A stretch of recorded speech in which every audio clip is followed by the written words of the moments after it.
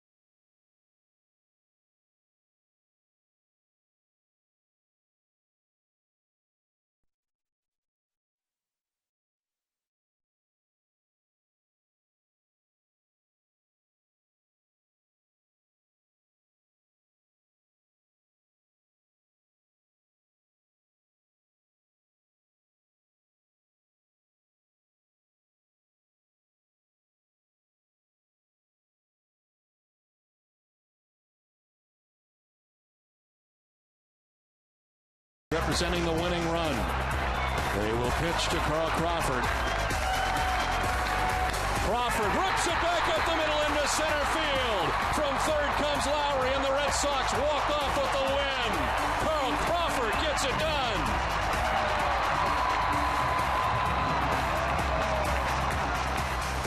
What a day here yesterday for Carl Crawford, who hopes to get off to a great start here again tonight as the Red Sox were able to win here yesterday and wrap up their series with the Seattle Mariners. Dennis Eckersley filling in for Jerry Remy tonight, and the Red Sox have to take on Jared Weaver tonight. Right now is the best in the game. You know, you hate to go on and on about the opposing pitcher, but how can you not? The guy is 6-0, leads the league in strikeouts. Coming off a season he's led the league in strikeouts. This guy is, like I said, the best in the game as we speak. Buchholz needs to get on the beam here. Hasn't had a quality start yet, but you're always one start away from getting back to where he was. Red Sox and Angels coming back with the first pitch right after this.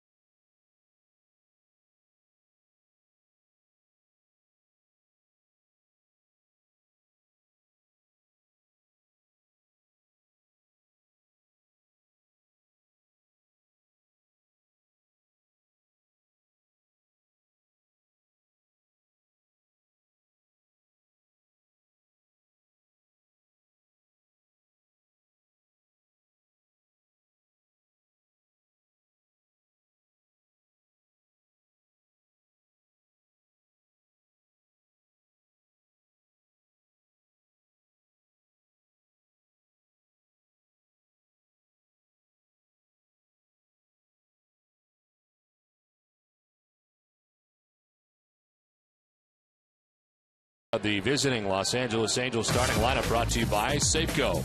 Meiser is Turris leading it off. He is at second base with Bobby Abreu, the DH. Howie Kendrick is at first base. Torrey Hunter in right field. Alberto Callaspo at third base.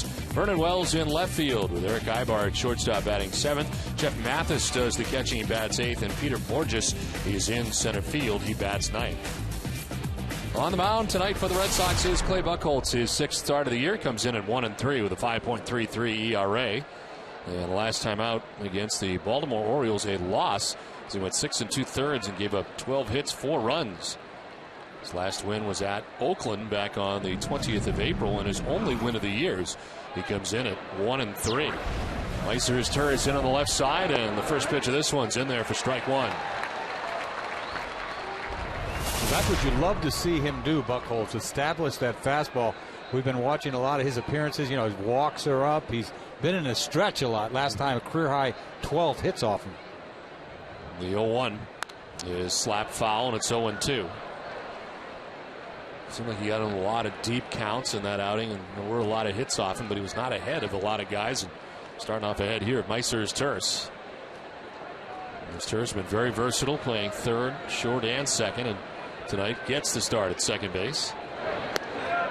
That one just misses outside. Went to the curveball. Be nice to throw an 0-2 pitch outside corner and get it from the umpire, but it's clearly outside.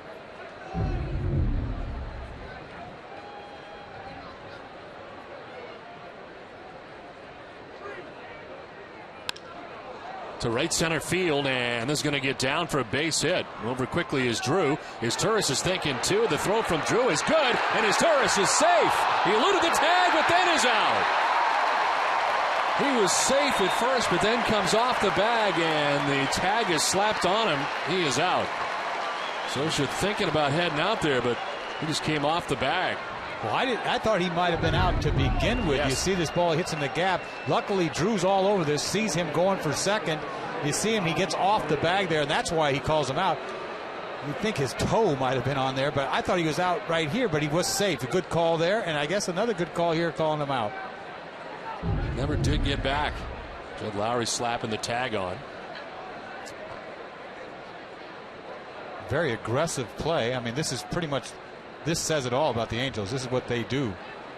No team goes better first to third than the Angels do, and he's trying to get a double here this time right out of the gate. Another look at tag. Safe there, but out there. Sort of a slow tag to begin with. He sort of slapped it on him, but I guess he was a little late. Doesn't matter. He's still out. So it's ruled a single, as it turns out. This is empty for Bobby Abreu's down 0-2.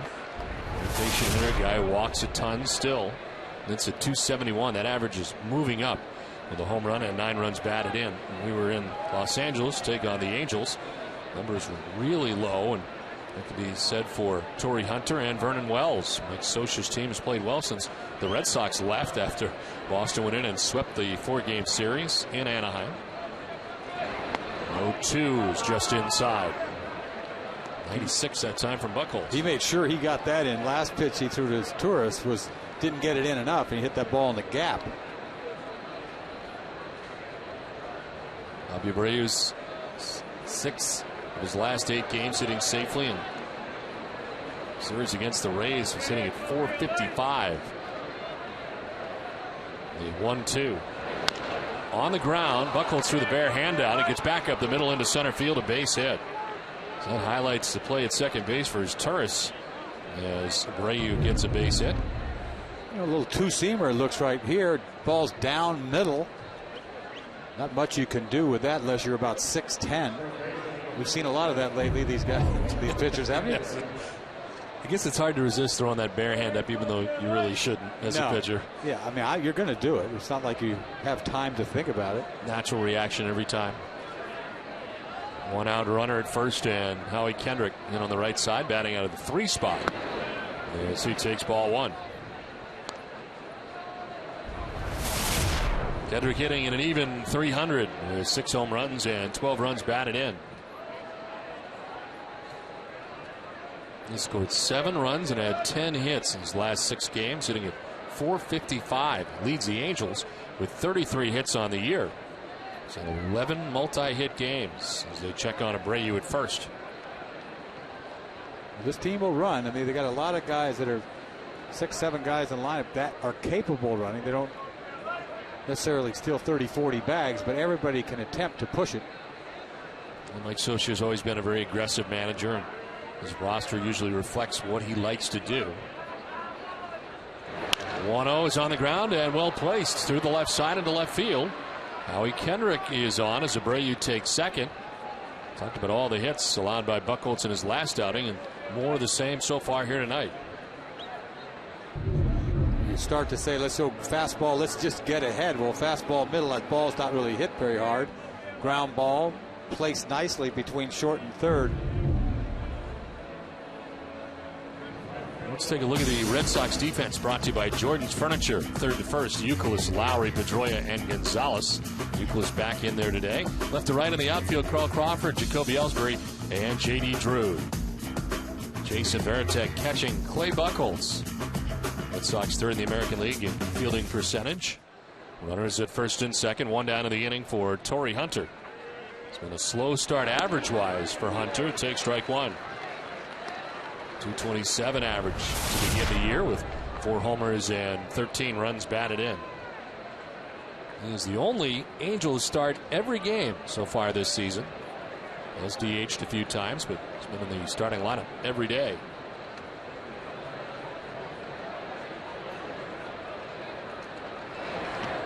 in the dirt, and it's 1-1 to Torrey Hunter. Well, there's the first of many changeups that you're going to see tonight. He's taken a while to throw his first changeup. You see it's in the dirt, and I think that's what's happening with his changeup. He doesn't have command of his changeup because you know he's going to throw a ton of them. There were times in the last outing he was keeping that changeup too high, was up and hanging. And the first one tonight in the dirt as this fastball drops low and inside. Well, you see he's got velocity tonight. 94. That's a two-seamer going down. Kurt Young, the pitching coach, certainly happy with the effort yesterday at Tim Wakefield.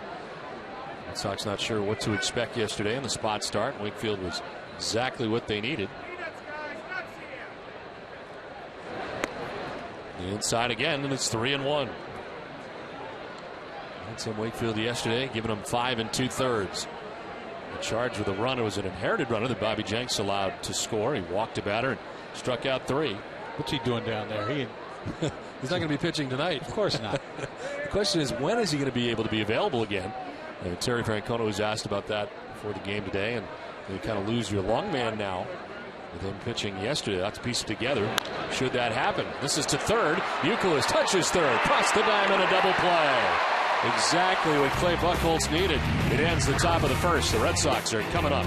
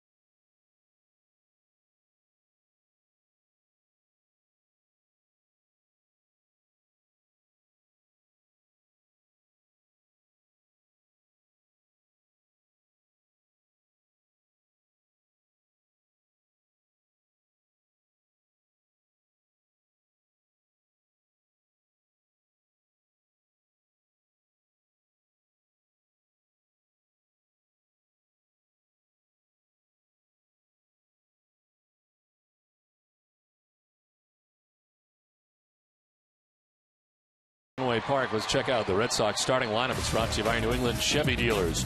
Jacoby Ellsbury leading it off in center field with Dustin Pedroia at second base. Adrian Gonzalez at first base. Kevin Euclid's back in there. He's at third base. It is David Ortiz, the DH. J.D. Drew in right field. Jed Lowry at shortstop at seventh. Carl Crawford is in left batting eighth. And Jason Varitek does the catching. Going to have another good May as the Red Sox and Angels play here on May the 2nd. Jared Weaver, the tall, lanky right-hander, ready. And his first pitch misses for ball one to Jacoby Ellsbury. Check out these numbers. This is his 7th start. He is 6-0 with a 0.99 earned run average. His 49 strikeouts and 45 2/3 in hitters have only mustered a 163 average. This is as good as it gets. Well, they almost got lucky. He was sick and he didn't make his starter. He would have started in Tampa, but those numbers, I mean, incredible. Last year he led the American League in punch-outs, and he has started it all over this year again. Ellsbury sends one in the air down the left field line. Vernon Wells towards the seats, and he won't have a play. Let's check out how the Angels stack up defensively. It's Alberto Callaspo at third, Eric Ibar at short, Meiser's Turris at second, and Howie Kendrick at first base. Left to right in the outfield. How about this outfield defensively? Vernon Wells in left, Peter Borges in center, and Torrey Hunter in right. Battery mates Jeff Mathis and Jared Weaver. And they are second in the American League in fielding percentage coming into tonight's action. Not too much is going to fall in that outfield for the Angels. Gives you an idea how good Peter Borges is when you have Wells playing in left and Hunter in right. Two Gold Glove Award winning center fielders. I was talking to Gubaza, the guy that does the games, for the Angels, the color guy. He said this guy is the best center fielder he's seen. And you're talking about speed galore. Hasn't got the stolen bases. Probably learning how to steal a bag, but he can go get it. He was very impressive in that 4-game series the Red Sox were in Anaheim. Pitch in the dirt, and it's a full count. You see Weaver out there, 6'7". Again, another tall pitcher. Got great leverage, but best pitch he's got is his changeup, but he does a lot of good things. His fastball looks like it's a lot faster than it is. So fastball, curveball, slider, and a changeup. Line to left and a base hit. Nice start for the Red Sox in the first inning. Jacoby Ellsbury with a base hit.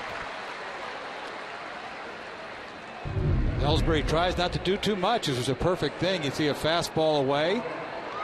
Ball's a little away, but he just stays right there. That's the stroke we want to see all year from Ellsbury. Hooray for those home runs. That's a better stroke. 11-game hitting streak now, that base hit. And he's able to extend it to 11 games, hitting at .386. 17 for 44 during the stretch. Yeah, that's the thing. Jacoby with 4 home runs right out of the gate. And while he has the strength and the power to do that on occasion, I guess you really don't want him as your leadoff hitter doing that. You don't want him thinking about that. No, and the balls he hit out, he crushed too. It's almost, if I hit a ball like that, I'd be tempted to try to leave earth every time I swung. I mean, because he's got power, but it's not going to be there all year long. I mean, you just got to stroke the ball, get on base, and bother the pitcher. Throw to first, and relatively close as he crosses over to get back to the bag. The last thing you want is to have Ellsbury get on first. I mean, it creates, timing is everything pitching, and especially guys 6'7". Once again, how do you deliver it quickly? It throws you off. Snap throw to first, and Ellsbury's able to get back. Mathis not afraid to throw to any base. A good defensive catcher. You see, it doesn't take much to get off, and a good throw, snap throw there.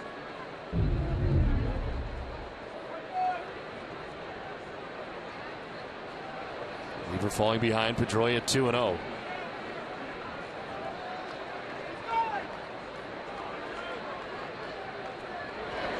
Pedroia fouls it off. Backing out of play. Well, he had 2 hits yesterday. His first hits since he had 2 back on April the 28th at Baltimore. It's been a really tough stretch over the last 9 games. He gone 5 for 36, hitting at 139. He was 2 for 12 in the series against the Mariners over the weekend.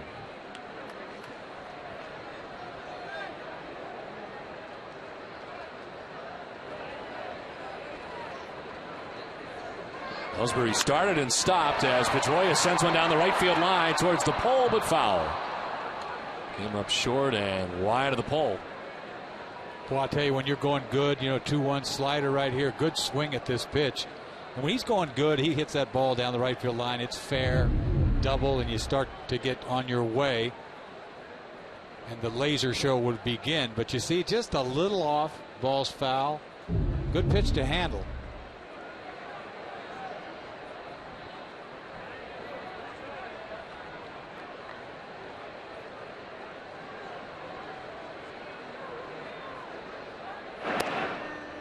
Trying to keep Ellsbury close at first base, and Jacoby able to get back to the bag again. He kind of started then stopped before Pedroia had fouled that pitch down the right field line.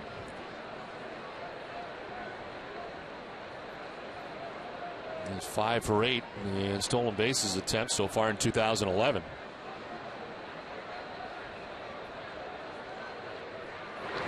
Swing and a miss. Pedroia strikes out as Weaver gets him. Fastball at 94.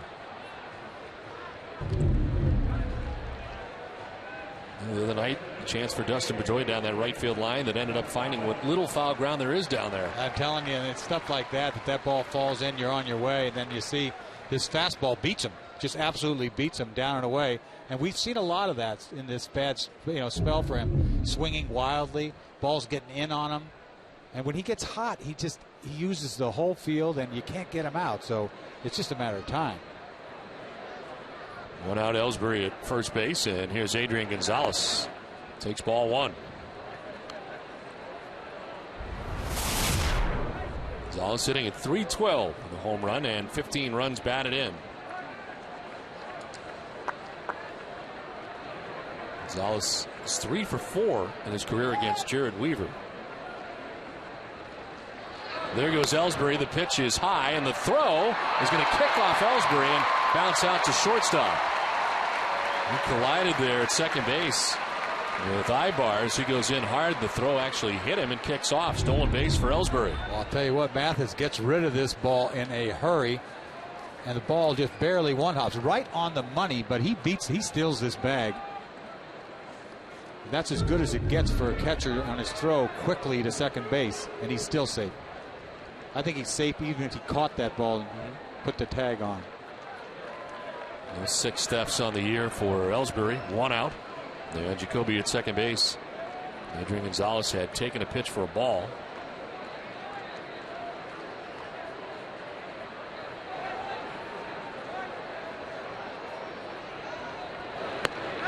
Strike over the outside corner. And it's 2-1 to Adrian Gonzalez. He's hit safely in 14 of the last 15 games and riding an 8-game hitting streak. See the numbers along the way during the streak.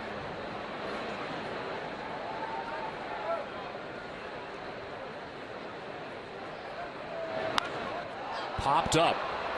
Left side of the infield into foul ground for Callaspo. Down from third base. 2 down in the inning.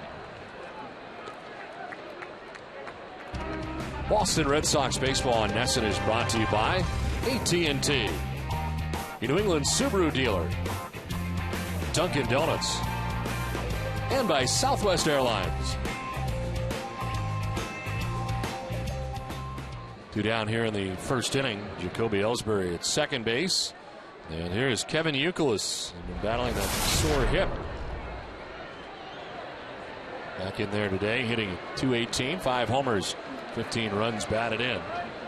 Injured it on a slide in the Camden Yards in Baltimore into second base. And it kind of jumped back up on him again on Saturday night. So Youkilis did not play yesterday and back in the regular lineup tonight. He is 5th in the American League in walks, 21 walks. And then on base percentage at .392 despite hitting just .218. It's out ahead of this and fouls it a long way down the left field line. Boy, Weaver's got him right where he wants him. 0-2. He threw him a nasty breaking ball, strike one. Unhittable breaking ball, I think, to a right-handed hitter. Then he gassed him inside. He can almost do anything he wants right here. What makes him so good? Because he uses both sides of the plate. Obviously, he had a good change. He could paint, too, 6'7". I mean, he could dot the outside corner, but he crossfires to right-handed hitters. That is just outside, 1-2. He's got the best winning percentage in club history, 70-39 in his career. His 828 strikeouts coming into tonight's action.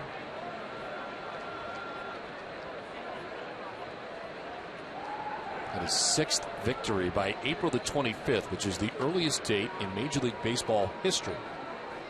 History. It's been a while. It's been a long time. I mean, he can everybody.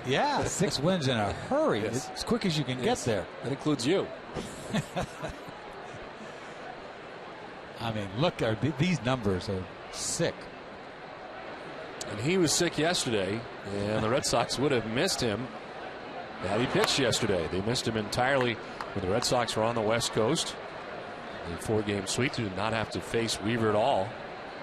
And here they get him in game 1. How about the last 2 days? You get King Felix yesterday, and you get Jared Weaver tonight. Those are the two best pitchers in the game. Back to back. Red Sox able to win yesterday. 2-2 is on the ground and thrown to left field. A base hit. Ellsbury being waved around. Wells will throw home. It's off the mark, and the Red Sox take the lead. Throw to second is not in time. Youkilis drives in the game's first run. Red Sox with a 2-out RBI in the first. Lead it 1-0. Weaver leaves a breaking ball. I think the ball down a little bit. Not that bad a pitch, but he hooks the ball into the hole, into left field. This is a big hit right here. 2-out hit. Ellsbury's going to score. If Wells can make a decent throw, there'd be a play at the plate. Awful throw. Lets Youkilis go to second base. That wasn't even close. So 2 down to Youkilis in scoring position for Big Papi. Youkilis appeared to be getting around pretty good, so the hip must be feeling better. The key matchup is brought to you by New England Acura dealers. David Ortiz hitting at .346 against Jared Weaver in his career. 2 home runs. There's ball 1 high.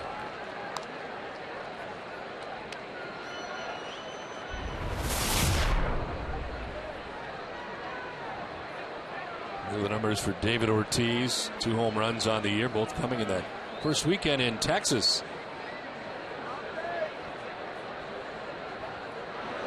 Swing and a miss. Waved at that pitch. Going to be a change. It was grand slam for David Ortiz back on August 18th of 2007 off Jared Weaver.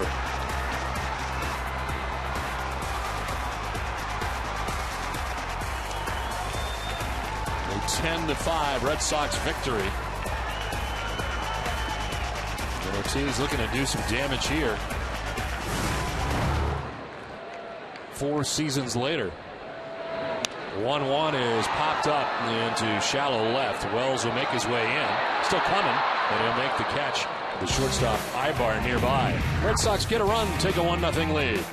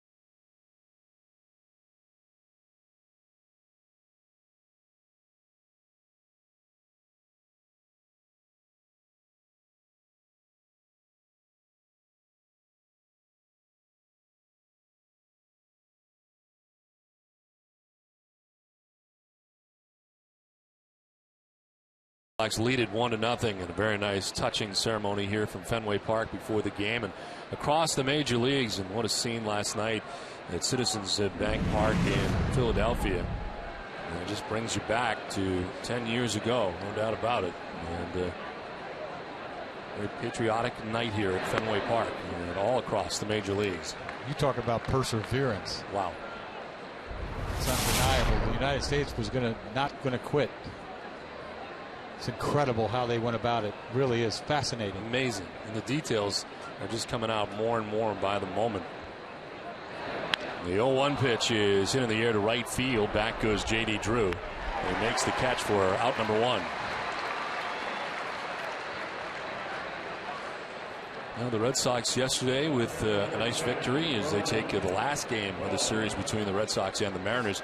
Coming in here tonight facing Jared Weaver, and the Angels are a pretty good baseball club. They really are. You think swept them in LA, and you thought, well, they're done. Meanwhile, after we left, they played great baseball. Yes. Now you come in here 16-12. This is a great club. Pitching staff leading the league in ERA. I mean, this is a legit club. Last year they weren't themselves. They really weren't. I mean, just not a good club last year, which is unlike the teams that Scioscia has put on the field. But I think they've got a shot, a real good shot with this pitching staff to take that division.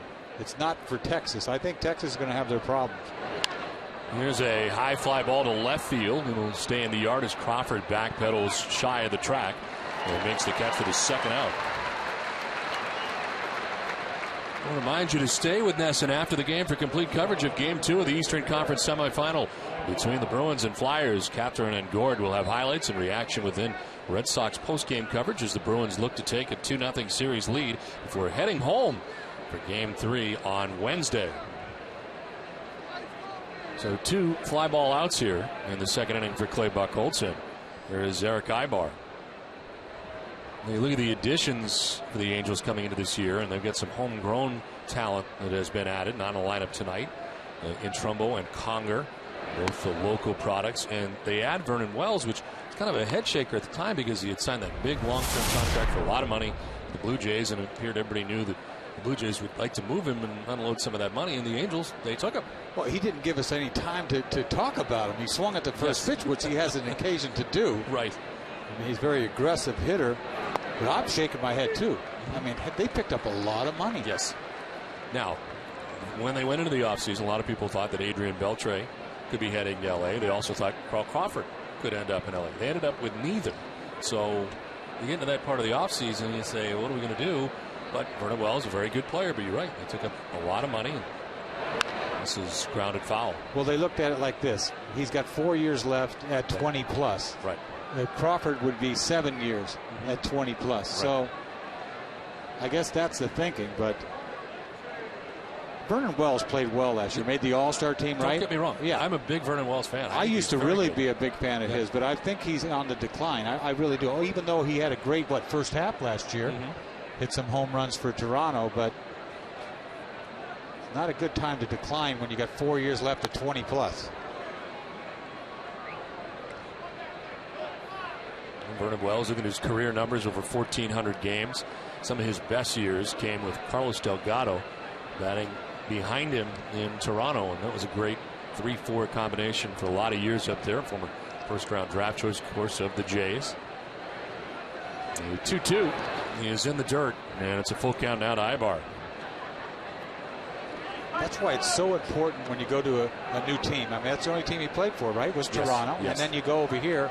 And you're looking, hey, we're looking for somebody that can produce. I mean, that's a lot of pressure for him. So it's important for him to get off to a good start. He's been awful.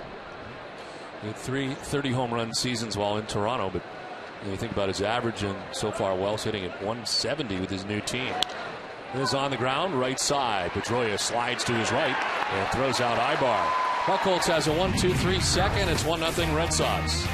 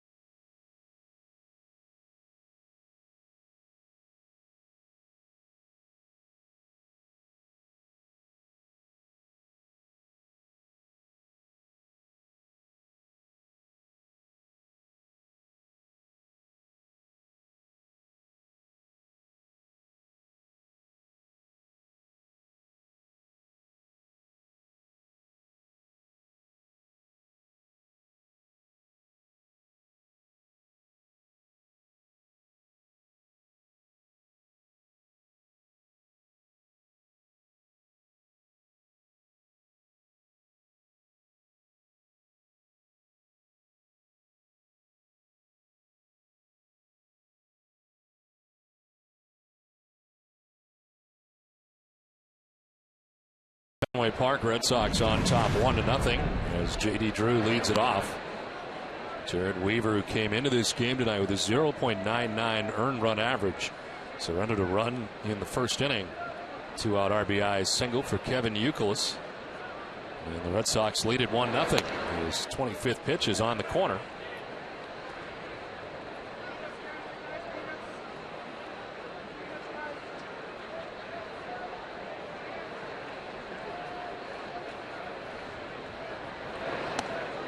Jared Weaver's brother Jeff Weaver. That was one of the stranger days when he was originally called up to the Angels. Jeff Weaver was designated for assignment to make room for his brother Jared Weaver. Yeah, get a chance to finally play with your brother, and you're the reason why they often send him out of town to make room for you. You see Weaver out there throwing. I know he's 6'7", but the thing that you talk about, you can't teach a fastball, you can't teach somebody to throw 95 miles an hour. What you can't teach is you can't teach deception. And that's a big part of his pitching. I mean, he's got great stuff, but it's the deception. It really is. He's big, tall, big arm swing, and cross of his body, and great changeup. Good arm motion. And it gets on you. It's sneaky. I mean, he's throwing 92. It's not like blazing though, right? But he's got great control for a guy that tall. We saw a kid the other night, right? Fister, yes, real tall kid, had decent control too. But this guy is in another league with his stuff. This is back to the mound, and Weaver's got it. He'll field and throw to first to retire J.D. Drew. Weekday mornings at 6, catch the Dennis and Callahan Morning Show on the WEI Sports Radio Network and right here on NESN. It's the #1 morning show in Boston, so if you haven't tuned in yet, try it tomorrow to find out what the rest of New England already knows. That's Dennis and Callahan, weekday mornings at 6. He said throw across his body, is it? You see where he lands. Yes. See where he lands? I mean, it's like he's throwing it into the dugout. And then it's got to be impossible with a right-handed hitter.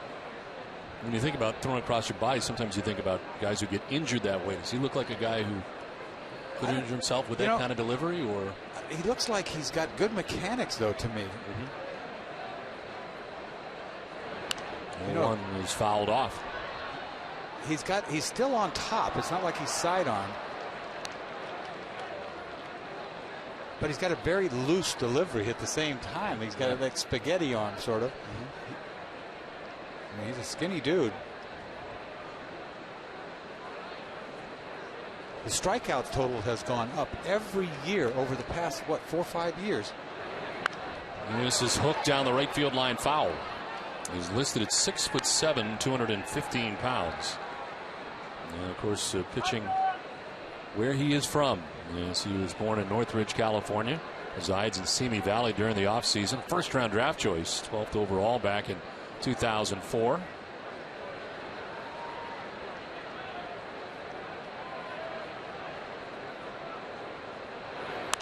This is fouled off to the left, and Lowry wasting more pitches. Look at this delivery up close. You see where he's going to step. His left foot is going to be heading towards the on-deck circle of. You see, look at that, all the way across. Now, you could probably say, well, he might hurt himself. I don't see how you can look at somebody. It's like Strasburg last year. Everybody said, when I saw him pitch, I thought this kid would never. I mean, I never thought he would hurt himself. Yeah. And then as soon as he got hurt, everybody put the video on him saying, see what he's doing wrong? Right. Look, he's going to hurt himself. He's going to hurt That's himself. What happened. Get out of here. Look how I used to throw. Right. Everybody said that was an accident waiting to happen. Yes. It didn't happen. Swing and a miss. This one gets away from Mathis. Lowry with a late break. And he will be out number 2 of the inning. Let's check in with Catherine Tappan for a Bruins update. Catherine?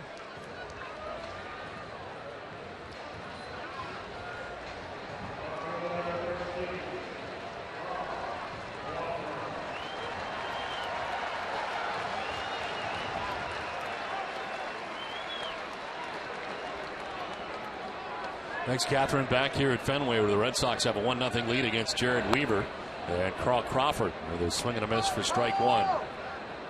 He's trying to carry the momentum of the walk-off base hit yesterday into tonight's game and then onward and upward.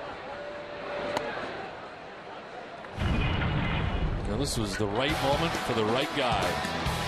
Back up the middle yesterday, and a little play in right field yesterday for Ichiro, who lost it in the sun.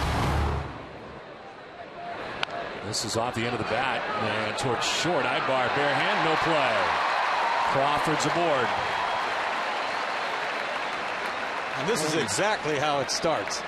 With a guy like Crawford, this could be it. Not the base hit yesterday. That's a game winner. It's a big hit too. But you know, you start getting these hits, and because he hasn't gotten really anything. I mean, he hasn't got any kind of a bloop here and there. But this guy can get it done.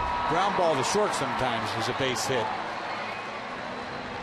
You can understand it. You know, you come into this setting, the big stage of Boston. It's different coming in when you're a Tampa Bay Ray. You're here. You sign this giant contract. Things don't start well. You can see how it started to snowball a little bit. Yeah, I really don't know what that's like. I mean, I've had the pressure of coming to Boston, but not to the level that he has, you know, with the money and what have you.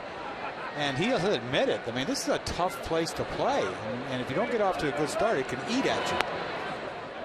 I mean, look at Jenks. He's in the same position, you know, and guy coming into the bullpen, coming into a game, and he don't pitch well in Fenway Park 3 or 4 times. It's like you have no money in the bank. You've never done anything for the Red Sox. You didn't take them to the World Series. Right. So they have a short fuse with you, to say the least. Pitch missing outside to Veritek, and the count 1-1. They can't feel good to be booed at home. Oh, I mean, that has to be, you deal with it on the road, I would think. Yeah, we can go into a long story about that. I mean, I've been there, man. They booed me out of this place. Now they like but you. We don't want to get into that. Did you deserve it? Yes. Okay. There's a pop-up foul, backing out of play. But you were trying at the time. Yeah, the effort is there. I mean, sometimes it's not just, it's a physical thing too. I mean, but it's hard to sort of come back from that. You know, it's something that you never forget. You know, they booed everybody here. Yes. They have. Yaz, Rice, name them.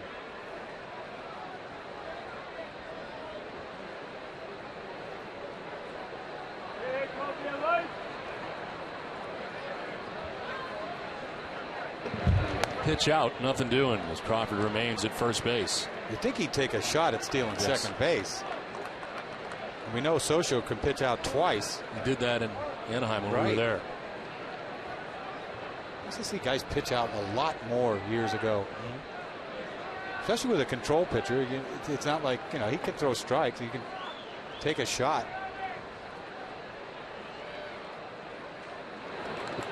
This one bounces off Mathis. Crawford thought about it but doesn't go. Mathis very spryly getting down that third base line. You see this breaking ball in the dirt. Mathis just smothers this thing.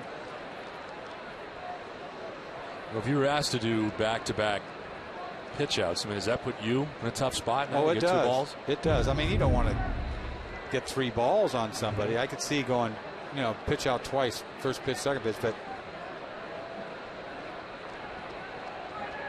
3-2 to Veritek. He's fouled off to the left. He'll do it again. And Jason hitting at 111 coming into tonight's action.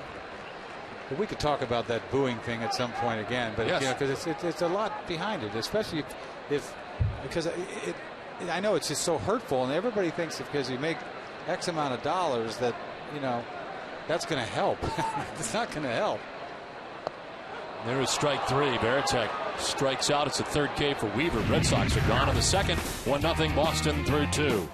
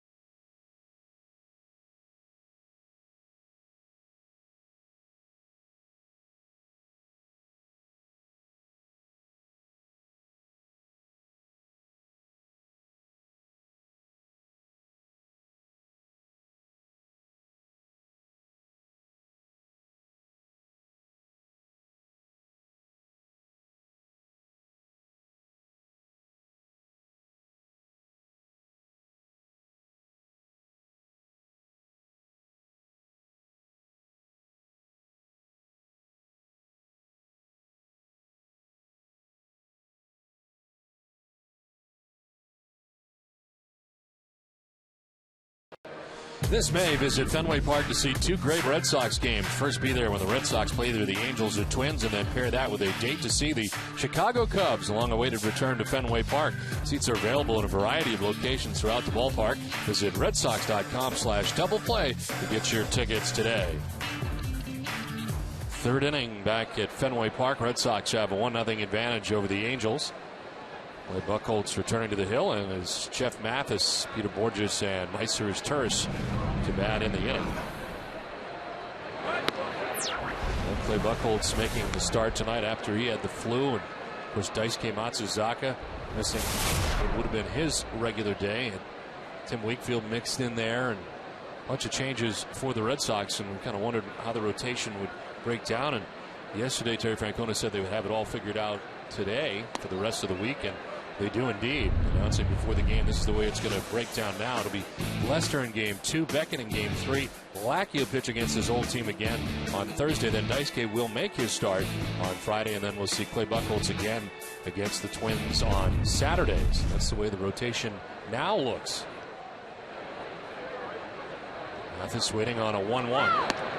And that is outside ball 2. So the help there was to Beckett. That's Yes. where the help came, because of that 125 pitch game 2 starts ago. And then you see Matsuzaka, he misses the start, totally misses the start. So that's a good thing for him. Now you don't have to second guess sending him out there too soon. And Beckett could use another day. If you get a chance to get a day, you got to give it to him. Swing and a miss, 2-2. And as it turns out in Daisuke's situation, it sounds like it was strictly precautionary. Right. And nothing came out of it. Yeah, it was smart. It really was smart to do. And they're lucky they had a guy like Wakefield to go to. Yes. Because they didn't have to make a roster move and do that sort of thing. You know, guy comes up for a day and all that. Or they didn't just go all the way to the bullpen and use 3 or 4 guys. Line to first, caught by Gonzalez for the first out of the 3rd inning. Let's check in with Heidi. Well, Don, as you guys were just talking about, Josh Beckett was leaned on heavily 2 starts ago, throwing 125 pitches in 8 innings. So he was pretty taxed in his next start when he threw 93 pitches against the Orioles. I talked to Kurt Young today, and he said they look at their pitchers in 3-start cycles. No going over the total of 330 for 3 starts. So you just kind of combine as they go and mix and match, and you know, that's one way to always keep an eye on the pitch count for, like I say, a 3-start cycle. And he said they do keep a close eye on those pitchers. Beckett threw a 25-pitch bullpen today with Young, Terry Francona, and Theo Epstein all watching. Young said he looked strong, and so he will pitch Wednesday, as you guys mentioned. Young said they just wanted to make sure he wasn't still fatigued from that outing. Don? All right, Heidi, thanks very much. Kurt Young talking about how they look at it. 330 pitches in 3 starts, so it's really a 3-start type That makes cycle. 110. Exactly. Right? I got it. That's awesome. They got this down to science, don't Yes. they? They really do. Yes. Yeah, What do you think of that? I don't know. I think it's a good thing. It's absolutely, because all it takes is for one of those starters to go down, and then you look back and say, man, why did we let him go that far? You know, now you know as a pitcher, they're going to take the ball. It doesn't matter what you say. You can argue all you want, but if you're up to 115, whatever, you're out of here. So it really takes a lot of the questioning out of the game, doesn't It takes pressure off you, knowing whether you're going to stay or not stay. You know you're going. Because I used to kind of beg a little bit. I'm okay. You're okay. You're not okay. You know, you're at the 110 limit, whatever it is. But you got to take care of the pitching. It's a long season. This one is chopped foul down the 3rd base line, and it's 2-2. Now, when you were starting games, I mean, this 100 pitch thing, which has become, the number now. Yeah. I mean, but before, what was the number then? I'm not going to tell you, like back in the olden days, we used to throw 150 pitches. There's been a lot of times I threw a ton of pitches. I really did. Like what? 130? Probably close to 150, you know. Wow. Because I was wild early on. Took me a lot of pitches to get through innings. But I think it's a great thing. I really do. I'm even though I played a long time ago, I agree. This is great. For, you got too much invested in this staff, man, to have anybody take gas early on. Swing and a miss. Buchholz records his first strikeout of the night. It's Peter Borges. There's a breaking ball we've been looking for. No, it's high changeup. That's how nasty his changeup is. It's got get guys way out in front, make them look so stupid with it. And that's a strike changeup. I mean, when you have a changeup you can throw for a strike and they swing and miss, that is a nasty changeup. Usually you got to keep it down. 2 down here in the 3rd inning. Meiser Turris takes ball 1. As Turris reaching on a single was thrown out at second base, trying to leg it into a double. Came off the bag at second, and then Lowry slapped the tag on him. And there's strike one, 1-1.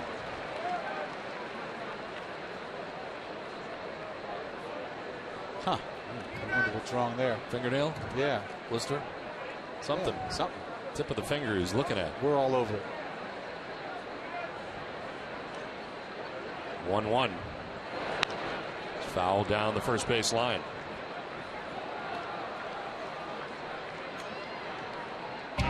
Red Sox baseball on NESN is brought to you in part by Eastern Bank, the official bank of the Red Sox television network. Commitment, compassion, and love of the game.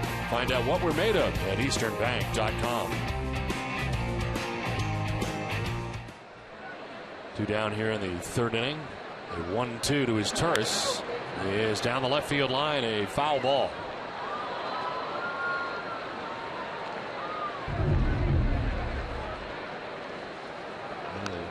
Trainer checking on Clay Buchholz in between innings.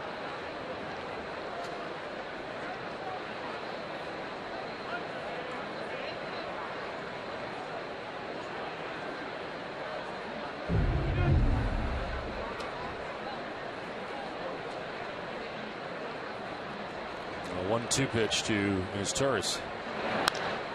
Line towards left center. Ellsbury on the move, won't get there, but cuts it off quickly, spins it back into the infield, and his Turris at second will be safe. Wow.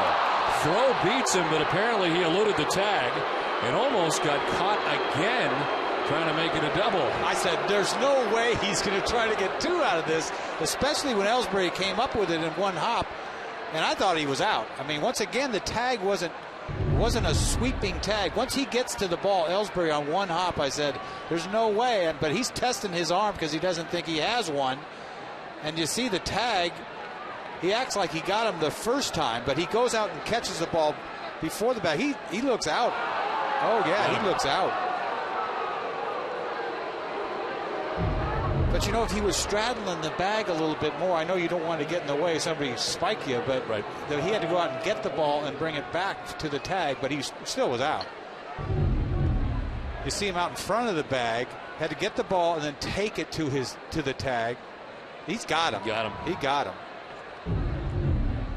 So instead, his Turris at second base with 2 down. Bobby Abreu takes strike 1.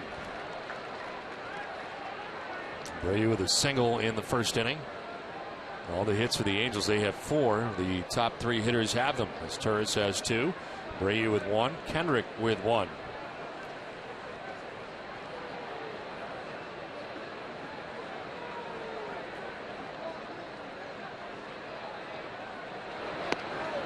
That's in there for strike 2, and it's 0-2. What differences, if any, do you notice in Clay Buchholz so far this year? The higher earned run average and a 1-3 start. Ultimately, command. That's what I think. It's just you don't see a lot of curveballs. I mean, you see a lot of changeups, and you know it's easy to say he should throw his 2-seamer more because it's really he's got it's hot, that ball that sinks, and maybe he could get more ground balls. But God, he throws so good. I can't sit up here and tell you what he should do. But when he gets it all together, it's all about command anyway. And once he gets it all together, he'll start rolling. Let's check in with Catherine Tappan with an update. Catherine?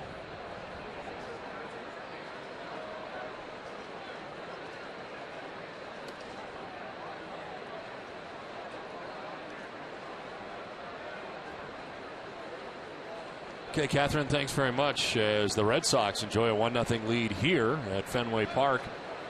As his Turris is at second base, 2 down. Bobby Abreu waiting on an 0-2 pitch. It's very high, 95, but not close. 1-2. You think about the weapons that Buchholz has. We always talk about Lester, but look at him. He can cut it. He's got a great hook, a great changeup, velocity galore, 2-seamer. I mean, there's so many things he can go to get guys out. And he just had such an incredible year last year. It's hard to. He just hasn't got off this year. 1-2. Abreu getting out of the way, 96 and by his elbows. 2-2. You mentioned the season for Buchholz a year ago. He's 17-game winner, 17-7, an all-star selection. 2.33 ERA and 28 starts a year ago. And of course, signing a contract extension this spring. 2-2. It's fouled off. We'll do it again, 2-2. It's a very comforting feeling, signing a contract like that, because let me tell you something. As a pitcher, all it takes is to have a start and throw, whatever, your start, and in between starts, man, sometimes your arm is like, oh my God, I hope this thing comes back. I mean, seriously, that's how it feels. And so if you get an opportunity, you're a young kid like this, and they're going to offer you a 4-year extension, whatever it is, I'm taking the money. Same thing with Lester. The way he did it in spring training, same deal. And that's what I would do as a general manager. It's a good time. Everybody's happy. They save themselves some money, and you get yourself some security. As a pitcher, you're one throw away from taking it to the house. I'm telling you. So I don't. So you don't mind leaving money on the table? No. 2-2 is on the ground, and diving as Gonzalez can't get it. It's into right. Here comes his Turris. He will score, and the game is tied 1-1. So the Red Sox score there with a 2-out base hit, and the Angels do the same. First, the missed call at second base should have been the 3rd out of the inning, but instead turns into a run on a base hit from Bobby Abreu. Well, Bobby had seen 2 fastballs in earlier, not even close, and he turns on this and sort of didn't hit it all that well, but Sinai ground ball, RBI single. That kind of hurts, especially when you think the last out was at second base. There goes Abreu at first as the pitch is a strike and the throw not in time. Kendrick throwing the bat out as if he was going to bunt. It was called a strike, and then Abreu still's got good wheels, gets to second base, stolen base. Didn't even have a big lead. I mean, it's like surprising. It's like everybody was, not that they were asleep, but didn't it seem like, whoa, what's he doing? It happened fast. I did. And now in scoring position, and Kendrick's got a chance to bring him in. Count is 0-1. And it's 0-2. There's that changeup, that swing and miss changeup. This is nasty. Look at that thing. Never gets there. Misses it by a foot. Not even close.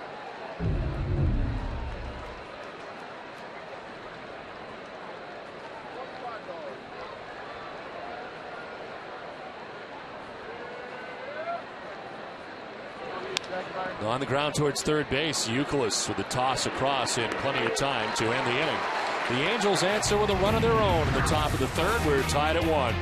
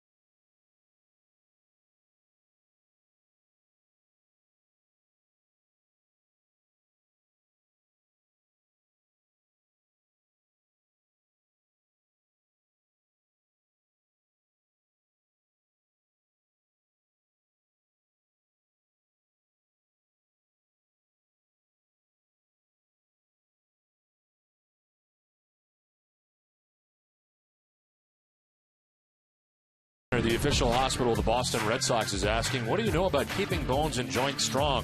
Step up to the plate, take their 9-inning quiz at bidmc.org/healthyis. You know, the Bruins coming back with 2 quick goals to tie that up 2-2. Chris Kelly and Brad Marchand have scored for the Bruins to even that game 2-2, still in the first period. As Jacoby Ellsbury leads it off, top of the Red Sox order. We're in the bottom of the 3rd inning. On the ground, diving at first is Kendrick. He'll just tag the bag. Ellsbury is out number 1. Let's check in with Catherine again.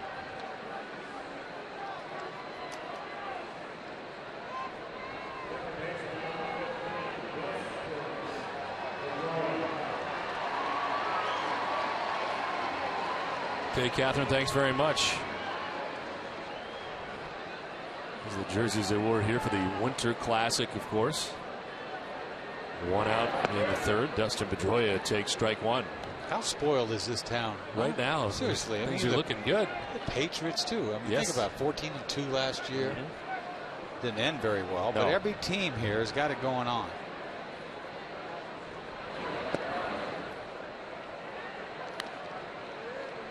Ball, 1 strike to Pedroia. Now, yesterday you were out of town, so you didn't see the Celtics yesterday start their series against Miami. I saw it at the airport. Did you? Okay. Yeah, I saw the final minute. A disappointing game 1.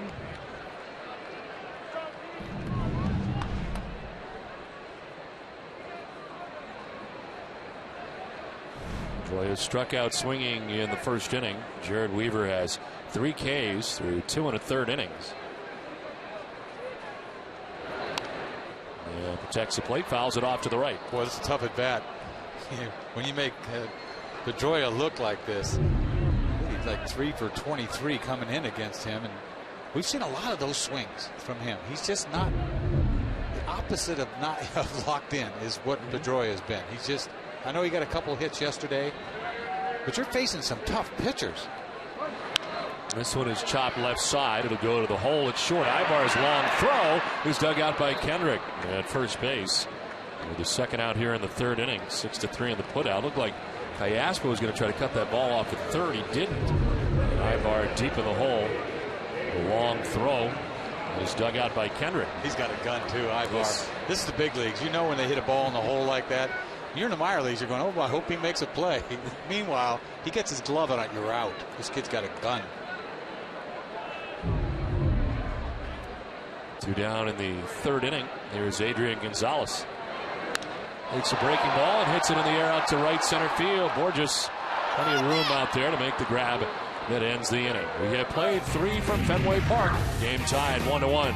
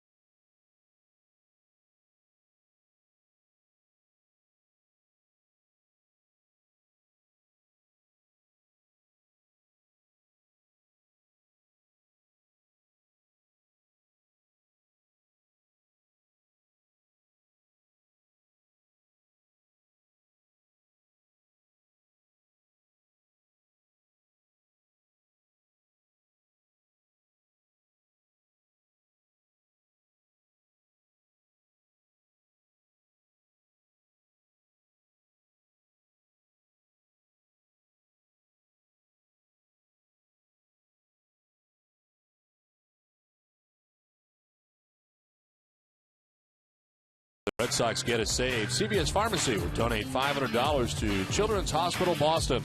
CVS Pharmacy is the official pharmacy of the Boston Red Sox. Well, our thanks to our servicemen and women who are at the ballpark tonight, enjoying the Red Sox and the Angels as we get ready for the top half of the fourth inning, and it's Torrey Hunter. Hunter grounding into a double play in the first inning, getting his second look at Clay Buchholz. Big play in that first inning. A 3-1 pitch, two guys on, double play ball. Nicholas tagged the bag at third, then fired across to get Hunter. Hitting at just 227 coming in. Swing and a miss. That's the thing. You know, in Los Angeles, you're looking at some of the batting averages for the 3, 4, 5 men. His lineup has changed a little bit. They dropped Wells down to 6, but he was in that mix for a while because he hasn't been hitting. He has been dropped down, but it was Abreu, Hunter, and Wells. None of them really had it going on yet. And the Angels were in first place, and the Red Sox arrive. This one is hit pretty well to right. Back goes Drew. He'll backpedal to make the catch for out number 1. And under control the entire way out there in right field, one down. Talk a lot about it, but JD gets very good breaks. It's like he anticipates incredibly well. I was talking to him about it during spring training. He always says how he cheats a little bit, and he'll get in the right positioning to help him out. But you rarely see him dive, and it's generally because he doesn't need to. Yeah, he just gets there. To me, he's just so fundamentally sound. Off the end of the bat, back to Buchholz. He'll run a bit, flip underhanded, and it's Callaspo. 2 quick outs here in the fourth inning. How much would you pay for the ultimate refreshment? How about just 79 cents? It's all it costs when you visit the Chill Zone at Cumberland Farms. Fill up on all your favorite fountain and frozen beverages for just 79 cents. Any size, any time. The Chill Zone, only at Cumberland Farms. So 2 down here in the fourth inning for Vernon Wells.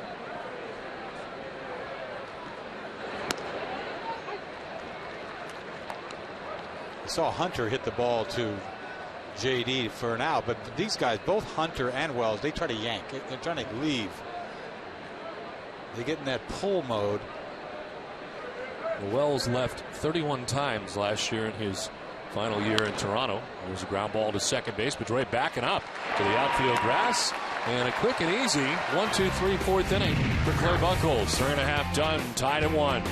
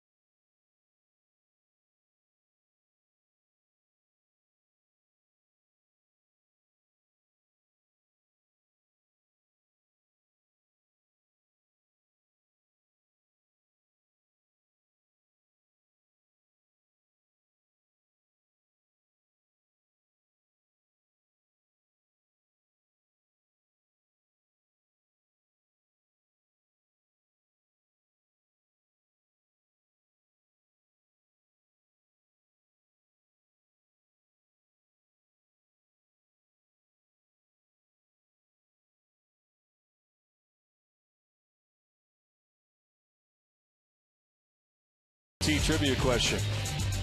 Who was the last Angels pitcher to lead the American League in wins?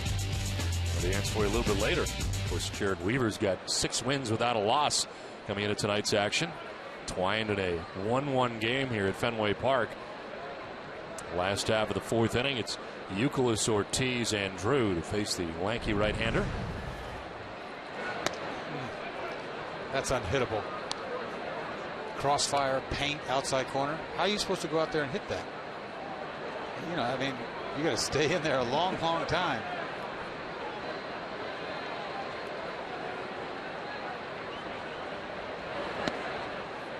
Framed by Mathis. Doesn't get the call, and it's 2-1.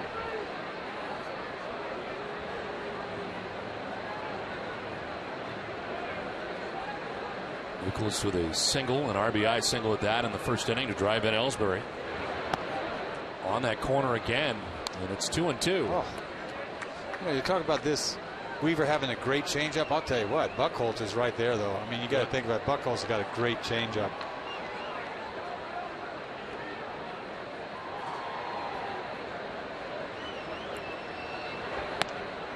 Just outside, 3-2. I guess the key is to go the same way you do the fastball, same arm speed and everything else. When you get guys swinging and missing your changeup, it is a great changeup.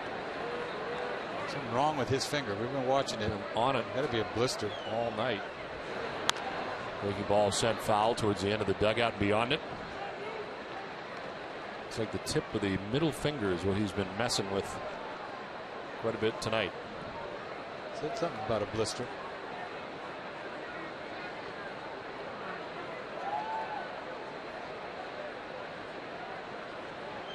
3-2 pitch.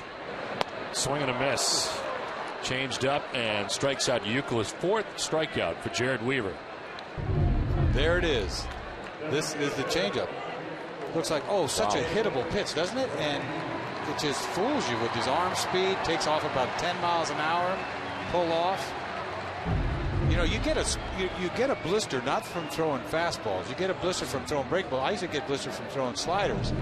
They carried away too many sliders and then builds up. And so that's going to affect him the most, the curveball then in this situation, for perhaps? me, yeah. Or maybe the changeup too, because the way he holds it. David Ortiz with the foul tip for strike 1. I mean, it seems like, you know, such a baby. You can't pitch with a blister, but you can. You know, because pitching is so much about feel, and if you're feeling anything at the end when you let the ball go, you have no idea.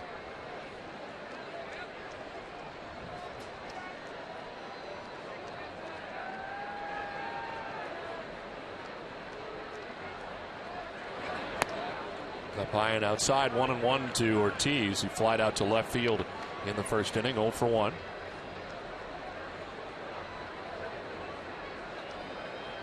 Weaver at 62 pitches as he works here in the 4th inning, so that pitch count is rising. He has retired 5 in a row. Ortiz fouls it off, 1-2. You have to watch so close if it's a changeup or a fastball. You almost have to look up there and see how fast it was to know if it was a changeup or not, because everything looks so similar, just the same.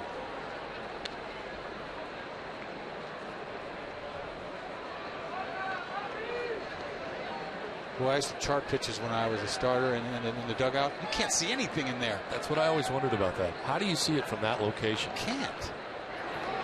That's why. How do they? I know when they argue a strike, the catcher must have a sign that says that ball was close or was a strike. Especially here. Yeah, because I'm not. Look where Mike Soshin. I mean, yeah, you can't see. You're all the way down the I'm third going to scream baseline. bloody murder. I can't see. How can you say that's a strike? I guess you could see up or down. The catcher has to tell you. There's no way. I used to always say, what was that? What was that? Everybody get tired of me saying, what was that? Because we had to chart each pitch. So you're charting from the dugout? So the next, in the dugout with this thing. And it's like in the olden days. Yes. It's like that. I hated that job. Because all I did all day was say, what was that? When did you do that? The game before you were pitch, right? I'm worried about when pitching tomorrow. I don't care about charting anything. Somebody else. That's why I wish we had video. I wouldn't have to chart. Just go see what's happening up there. 2-2 is ball 3 outside. So this is a general view from the dugout. Yeah. Right here. This is what you see. Yeah, I know what you said. Up and down. Up maybe, and down. Right? You got to watch the catcher's glove, right? Yeah. You got to watch it close.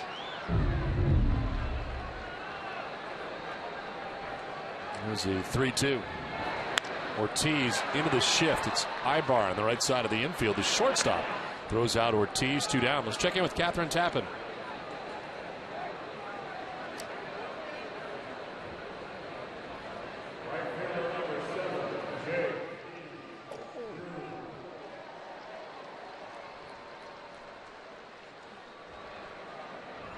Okay, Catherine, thanks very much. That looks scary. I don't even know if a helmet helps there. Wow. That is awful.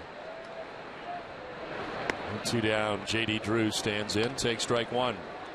Grounded back to the mound, and Jared Weaver in the second inning.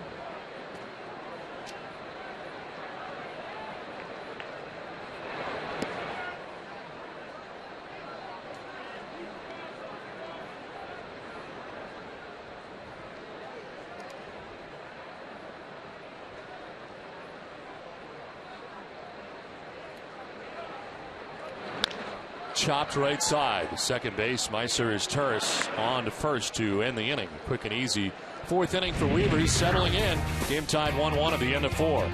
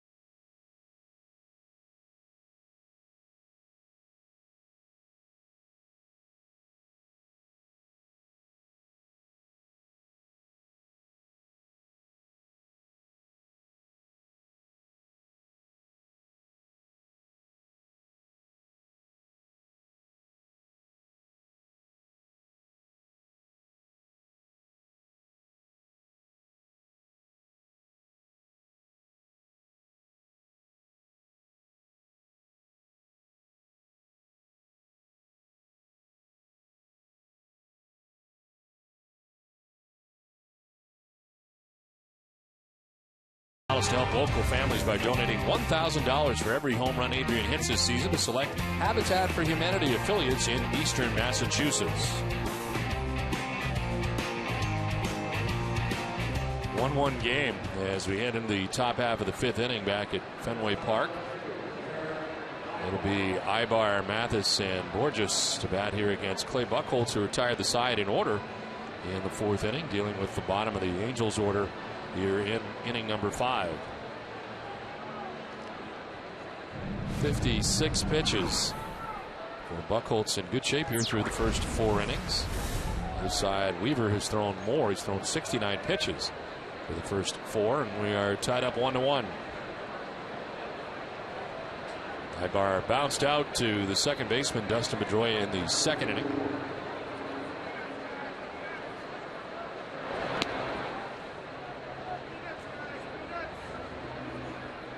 This is the game of who's got a better changeup. You see a changeup leading off Ibar with. I mean, this is his favorite pitch without a doubt, wouldn't you say? Yes. He gets carried away with it, but I tell you, tonight he's got a good one. See, back-to-back changeups, another one. Right, though it seemed last year in the 17-win season we saw a lot more curveballs than we're seeing currently. And you know, he get a lot of ground balls with that 2-seamer. You can see that a little bit more. And he threw cutters. I mean, he's got it all. 2-0 pitches in there for a strike. 2-1.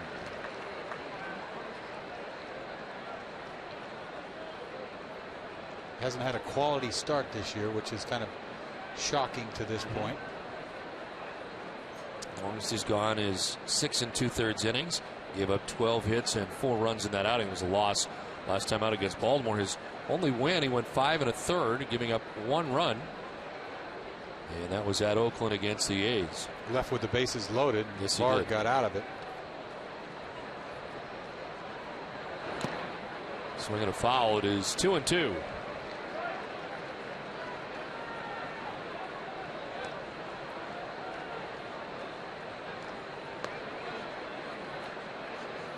Sixth appearance of the year for Buchholz, coming in at 1-3, 5.33 earned run average.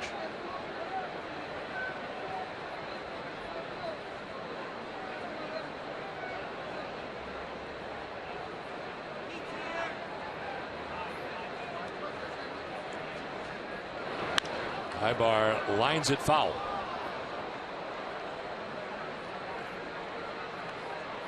You think they start looking for it. It's hard to keep it fair. I mean, pull the trigger on it early on.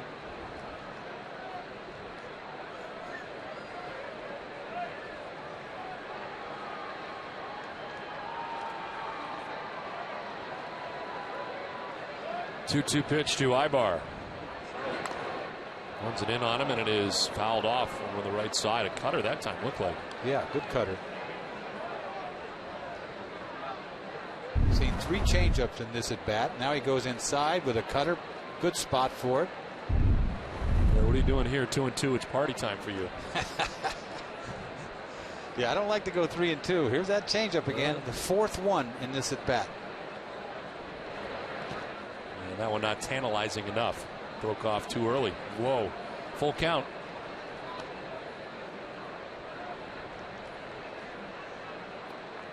On deck, Jeff Mathis, the catcher for the Angels, with nobody out here in the 5th inning. Ibar, the good at bat here, leading off. Full count, 3-2.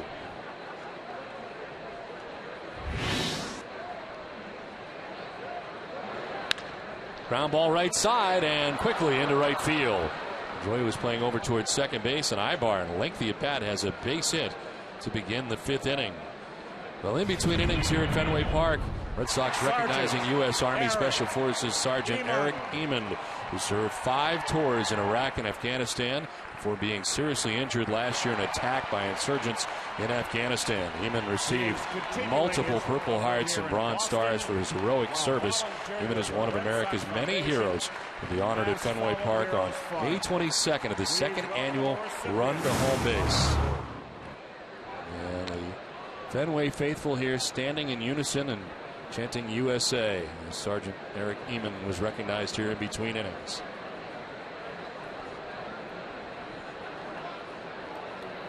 Ibar at first base with nobody out here in the 5th. Mathis, second at bat of the night, lined out first base in the 3rd inning. They pitch out and nothing doing at first base. Not a bad idea in a game like this with 2 pitchers pitching the way that they are.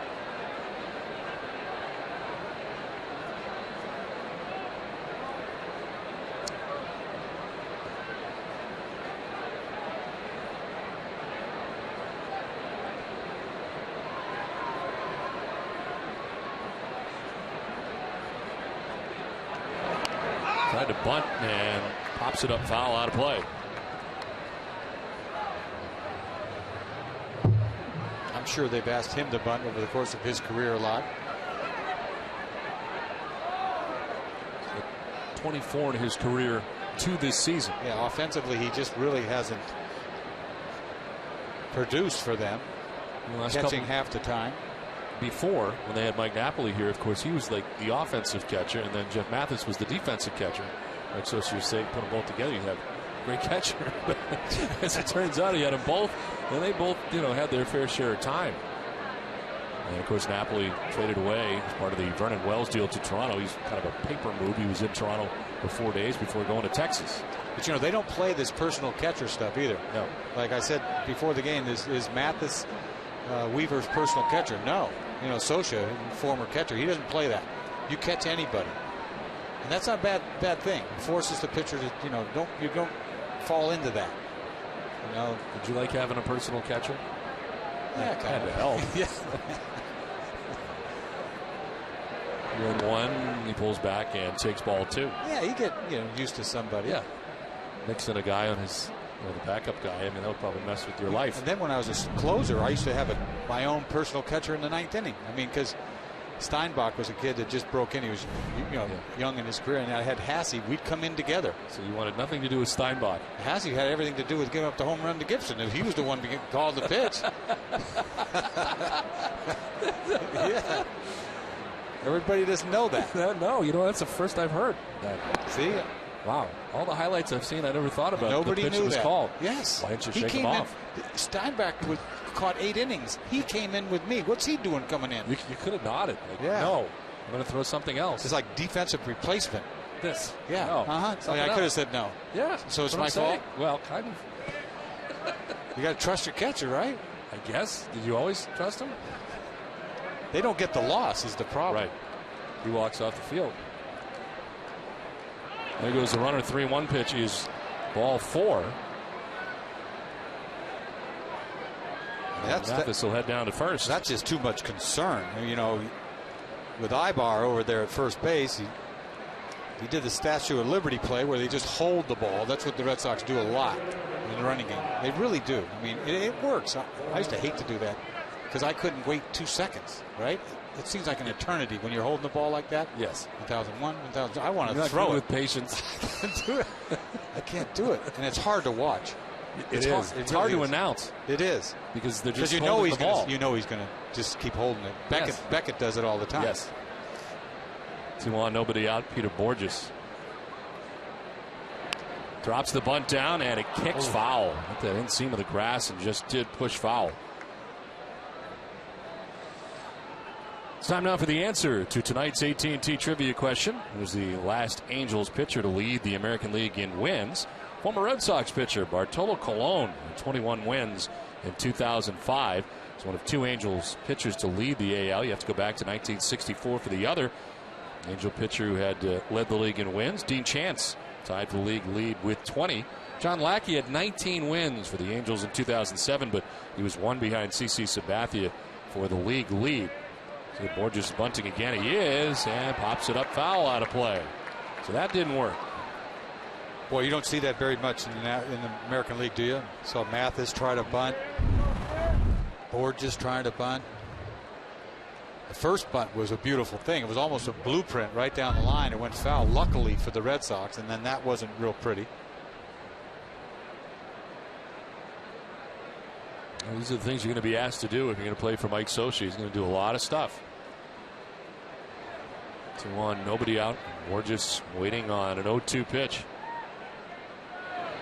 And a swing and a miss. Buchholz needed that, and he picks up his second strikeout. Both have been Borges. Thank goodness for Borges. You see here, it messes up the bunt for strike 2, and the changeup, swing and a miss, not even close. That's devastation. A devastating changeup. So 1 down here in the 5th, 2-on. And here's Meiser, his Turris. He is 2 for 2. Single and a double.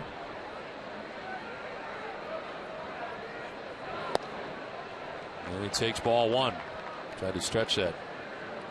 Single into a double in the first inning, was thrown out, and then had a double in the 3rd inning and came around to score the Angels' lone run, driven in by Bobby Abreu.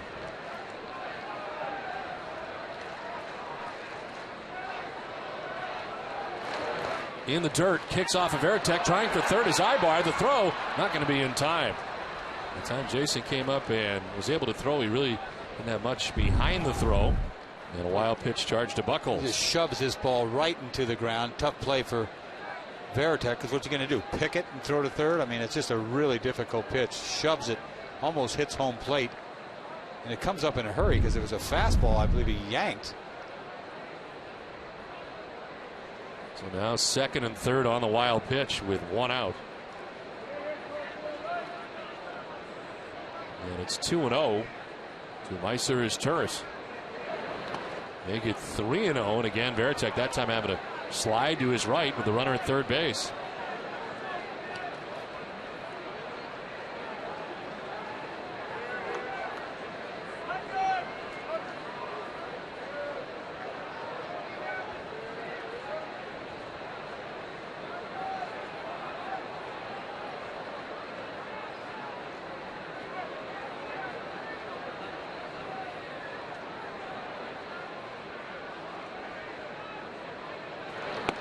There's strike one, 3-1.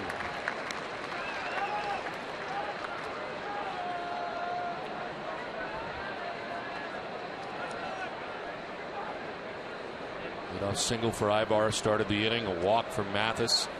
Or just struck out. A wild pitch advances Ibar to third. Mathis to second base. They're giving him the run. 3-1 is ball four. And down to first base to load the bases. Second walk of the inning, end of the outing, allowed by Buchholz. You wonder about that blister, don't you? Because he's misfired a lot this inning. Some ugly throws to Mathis to walk him. And he's missing by a lot. I wouldn't be surprised if it's not bothering him. So the bases loaded, one out, and here's Bobby Abreu. He's already done some damage tonight. He was 2 for 2 last time. With 2 outs, he drove in the Angels' run. Also stole a base.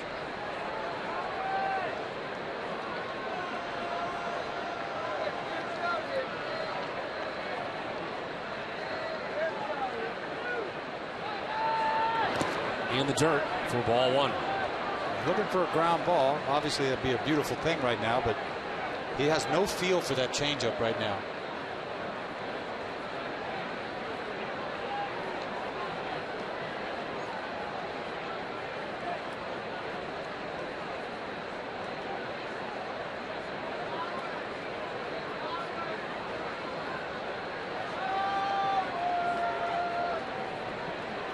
Talking to himself out there. You wonder what he's saying. I mean, I think there's some concern just with that.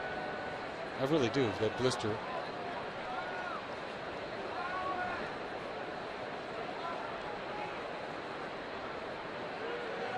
Ibar at third base, Mathis at second, as Turris at first. 1 out, pitch 80. And it's outside, ball one. Try to be so careful. He's afraid to party. He threw a 3-0 fastball. Is the only ball he threw right down the middle to Asturias. You can't be afraid to party. You cannot be afraid to party. We got the bases drunk here. I mean, hello.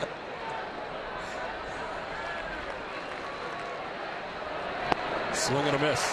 And it's 2-1. That's a good place to party right there. Down and away. This is a really beautiful pitch.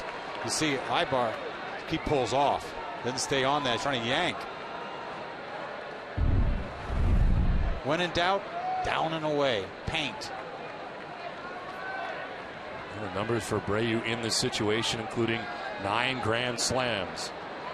Only his first at bat of 2011 in this spot as he takes ball 3. So now he's in a very good spot if you're Bobby Abreu. Bases loaded, 3-1 count. Got him right where he wants him, huh? 3-1. Throw him a changeup. What do you do here? Down and away. Fastball. He's got guts. He throws him a changeup. 3-1 pitch. Back up the middle, kicks off Buchholz. Pedroia flips to second base. They get the out there as a run scores. A play by Pedroia as the ball changed direction on him. Able to reach back and grab it, and he flips to get his Turris. 4-6 on the force out as Ibar scores. He nails this ball down and away, fastball right back at you. That's usually where it comes, and it's up a little bit, hits off his shoulder, hits him pretty good. I guess it's his glove, misdirection. That's a great play by Pedroia just to get an out. If that ball trickles into right field, it's like buzzard luck, and he makes a nice play just to get a force. There's momentum going towards the bag. Had to buckle back to get that. Off the glove of Buchholz, kicks out to him, and Abreu picks up his second RBI of the game, and the Angels have taken a 2-1 lead here in the 5th. First and third, 2 down. And Howie Kendrick, the batter. So he takes strike 1. You see the play, it bounces off. It's hard to even see where the ball went. He luckily gets to that ball. It looks like, an easy play. When you think about it, his momentum's going the other way.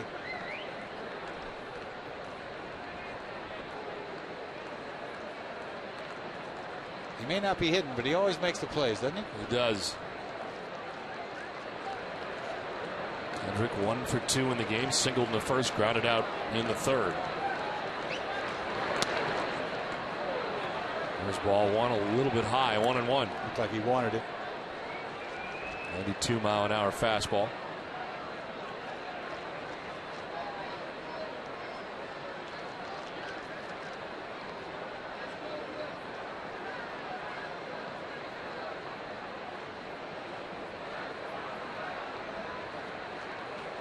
How many curveballs we've seen tonight? Not very many. Not even one. This one is fouled off into the Red Sox dugout. Ooh. Very sharply. So everybody's all right. Well, that was hot coming in there. Thought I remembered one curveball early. Yeah. Hit the roof. Woo. No players in there are going to get hurt. Look out, Greg Barajas.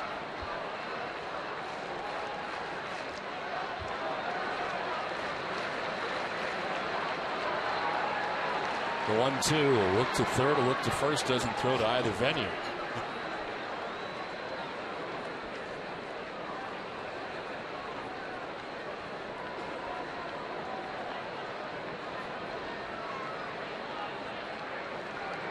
Mathis at third base, Brayu at first base, and 2 down.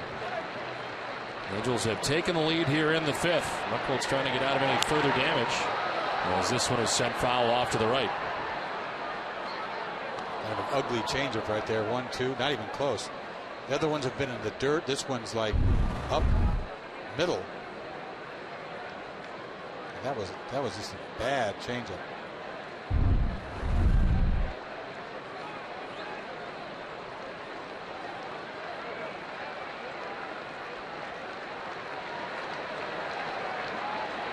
One-two to Howie Kendrick.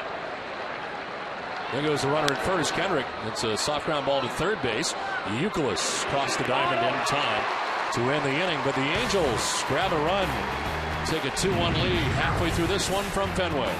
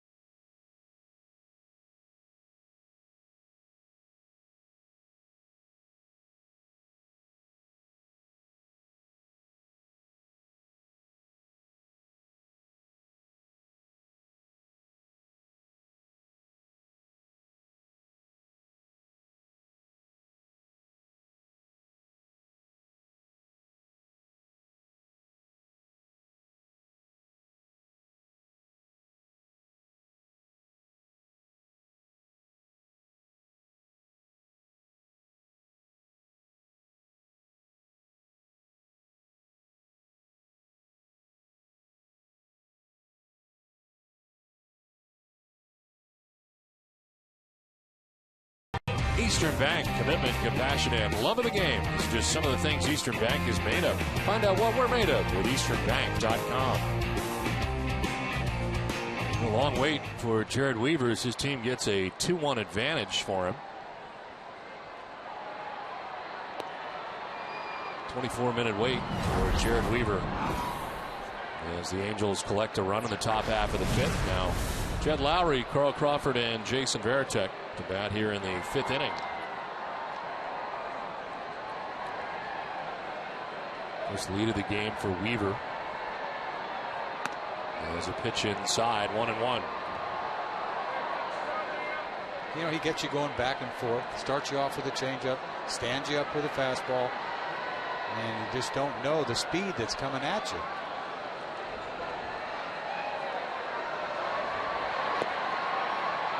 Just outside, 2-1.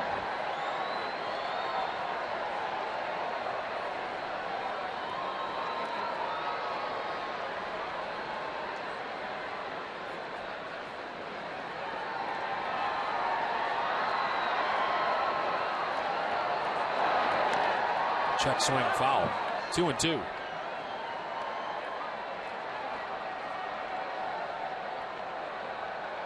Jared Weaver, 28 years of age.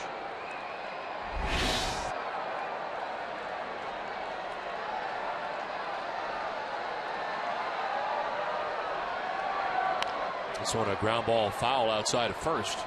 And it hangs at 2-2. You know, when Weaver first broke into the big leagues, he was styling. When he won like what 8, 9, 10 in a row his rookie year.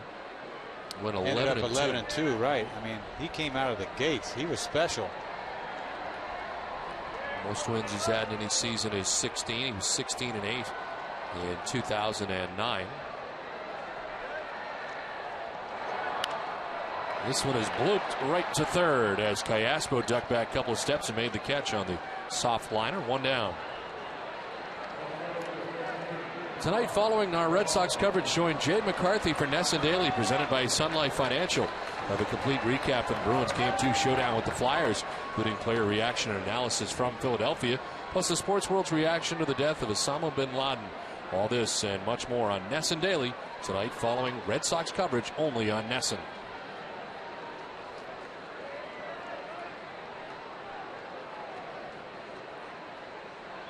One out in the fifth as Carl Crawford takes the strike.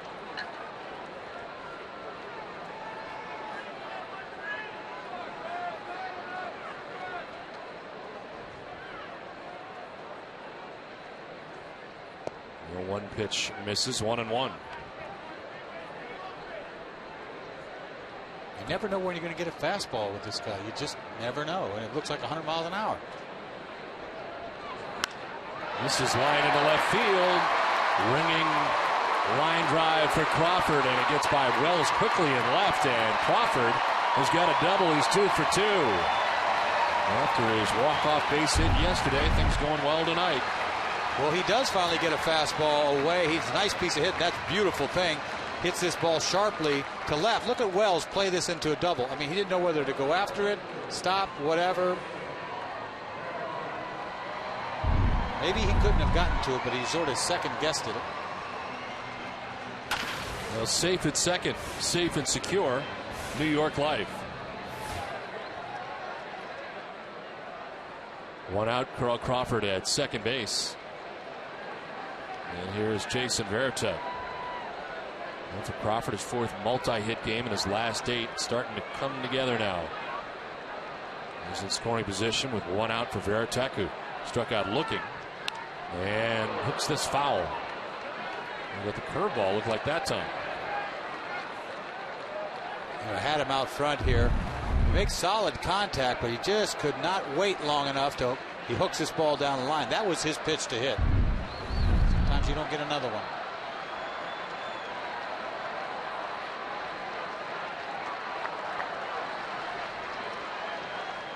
One out, Crawford at second base. Pitch 80 of the night for Weaver. Well, it's inside, spinning Varitek out of the way.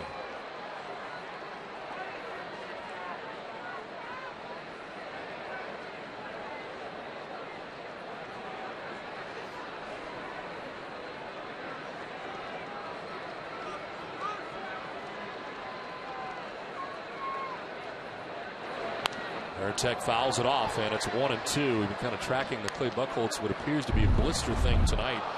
And as he came off at the end of that inning, looking at it again, he's kind of pushing on it as well.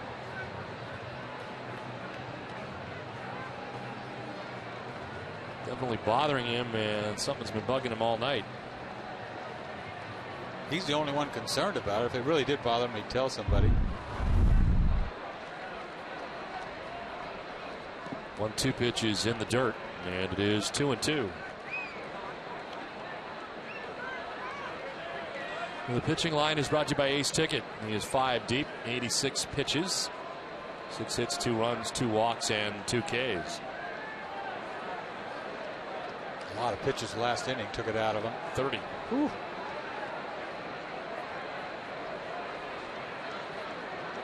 To Veritek. Fouls it off. Good champ.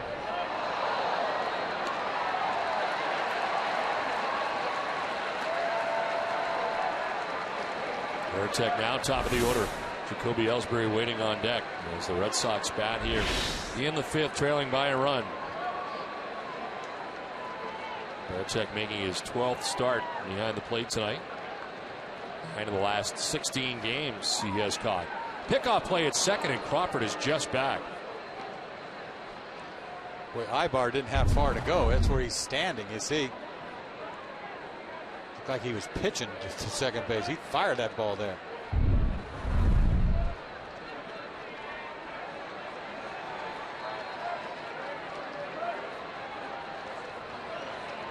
Veritek grounding it down the first baseline, foul.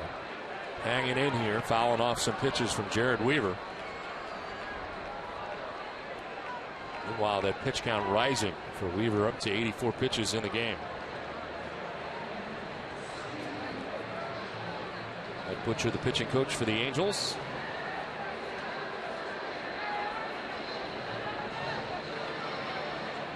Follow the Red Sox with MLB.com at bat 11 for your iPhone, iPad, Android, or BlackBerry. And live audio, pitch-by-pitch tracking, video highlights, and more. Text at bat to 31826 or visit redsox.com for details. 1 out, Crawford at second base. Veritek takes ball 3. Wow. Wow. That appeared to be right there. Ooh, goodness. I thought this ball was a strike. Might be inside. No. Fooled the umpire. It's the 5th full count of the night for Jared Weaver.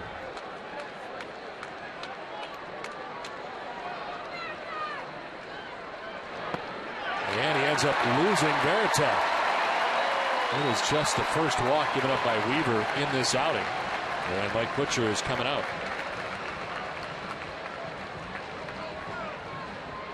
He did walk 4 in an outing earlier this year against Toronto. His first walk allowed here tonight. Well, tomorrow night, following Red Sox first pitch, join us for Red Sox Game Day Live, presented by Uno's with TC, Peter, and Heidi at 6:30. Peter sits down for a conversation with Red Sox General Manager Theo Epstein, plus the Boston Globe's Nick Cafardo.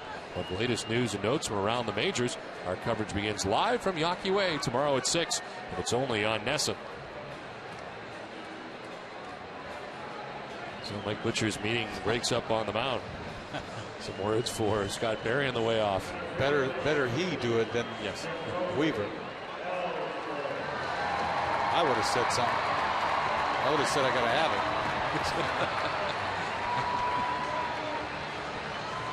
it. 1 out, first and second, and Jacoby Ellsbury coming up. Ellsbury singled, stole a base, and scored a run in the first inning. Then in the third, he grounded out to first. A 1-for-2 night for Jacoby Ellsbury.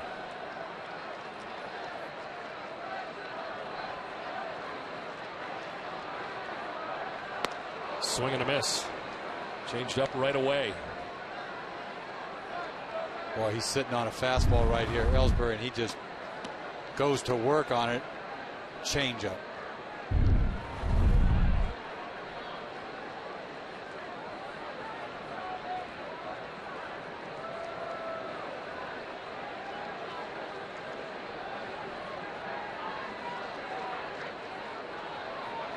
Lefts off the backside, no throw. Crawford doubled with 1 out. He's at second base. Veritek worked a walk. He is at first base, 2 on, 1 out. Red Sox trailing by a run.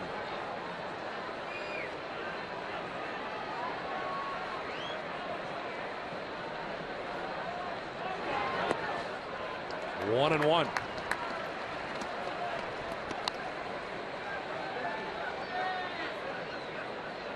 Weaver at 88 pitches, the most he's thrown in any outing is 125, and he did that in 7 2/3 innings against the Toronto Blue Jays. Keep in mind, he has pitched in 6 previous games and has wins in all of them. He's got a lead right now as he works here in the 5th inning with 1 out, 2 on.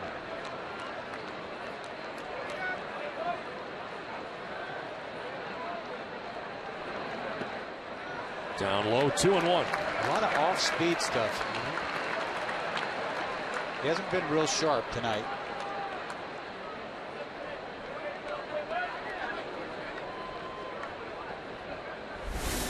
Dustin Pedroia waiting on deck. 1 out here in the 5th. This will be the 90th pitch for Jared Weaver.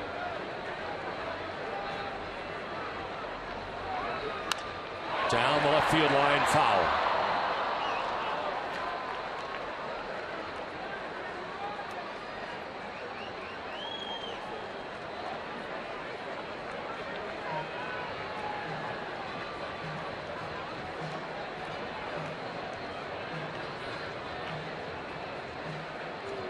Good time for Mathis to come out there, because this is a big pitch coming up. He doesn't want him to have to shake to something. He's had back-to-back complete game efforts at Texas and at Oakland. Ready with a 2-2 pitch to Jacoby Ellsbury. It's up high. Full count now to Ellsbury. Another full count here for Weaver.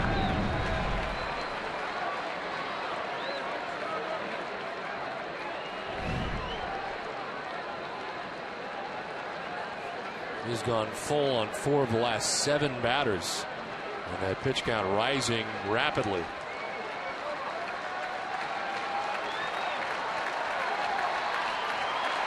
Crawford takes off as Ellsbury fouls it off.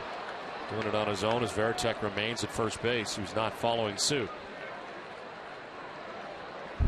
Not a bad time. He sort of wasn't even concerned with it. You're so concerned about Ellsbury in a 3-2 pitch.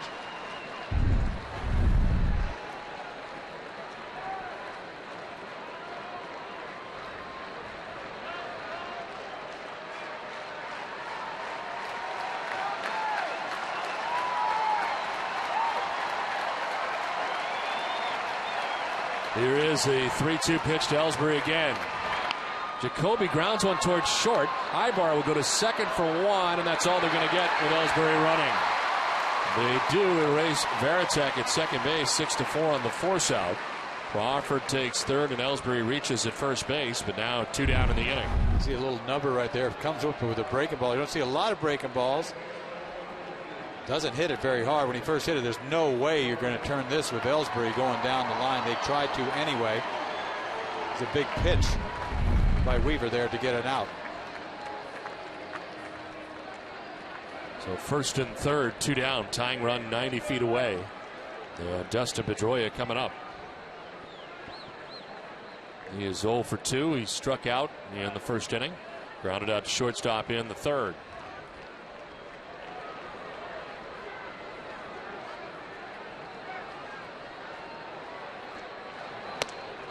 High for ball 1.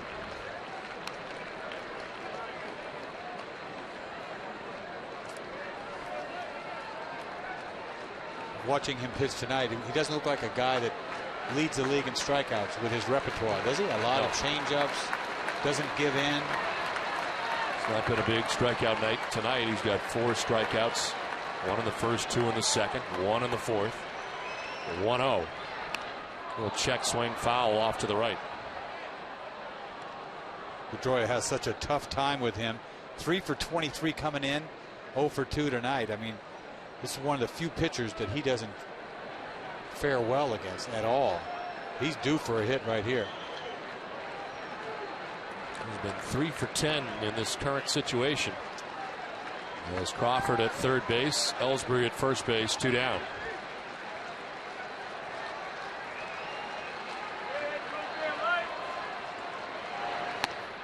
Outside, 2-1.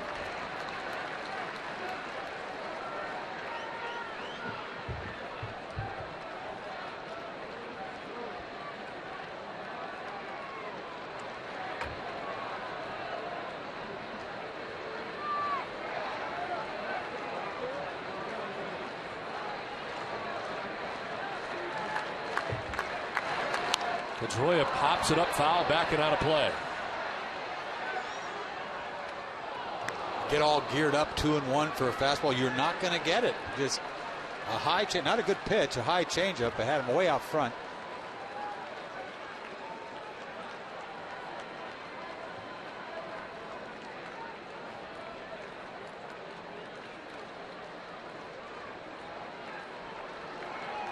Crawford at third base, Ellsbury at first base, 2 down in the 5th. The 2-2 pitch to Pedroia. There goes Ellsbury as Pedroia fouls it off. Kobe takes off for second base.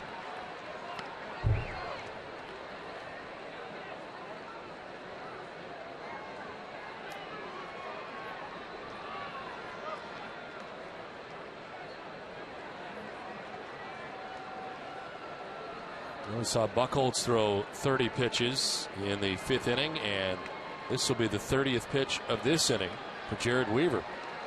So both pitchers having to throw a lot here in the 5th. 2-2 pitch to Pedroia. Look to third, look to first, doesn't throw to either locale.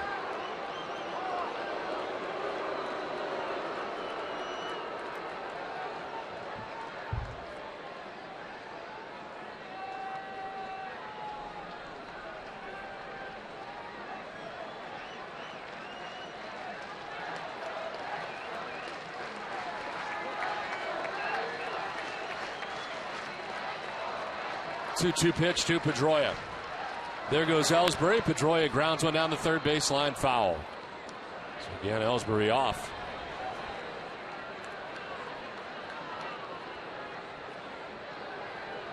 A lot of thinking going on right now. Mathis back out again to talk to Weaver. He's been back and forth a lot during this inning.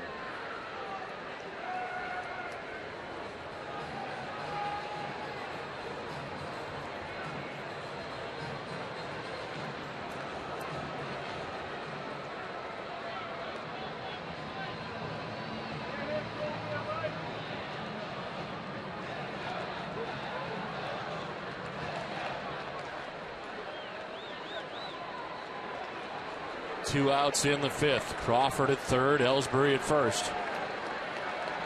And a battle here between Jared Weaver and Dustin Pedroia in the 5th. Pitch number 100.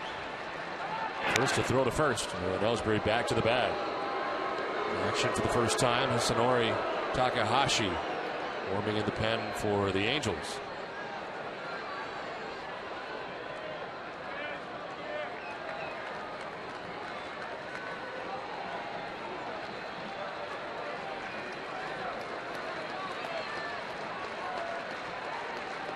There goes Ellsbury. Pedroia takes a pitch high, no throw. Jacoby steals second base standing. Now 2 in scoring position. It's got to be annoying having Ellsbury hanging out at first base that whole at bat with Pedroia right there, and he misfires with a fastball. Got to do your third to first move. You got to throw over to first. It's just distracting.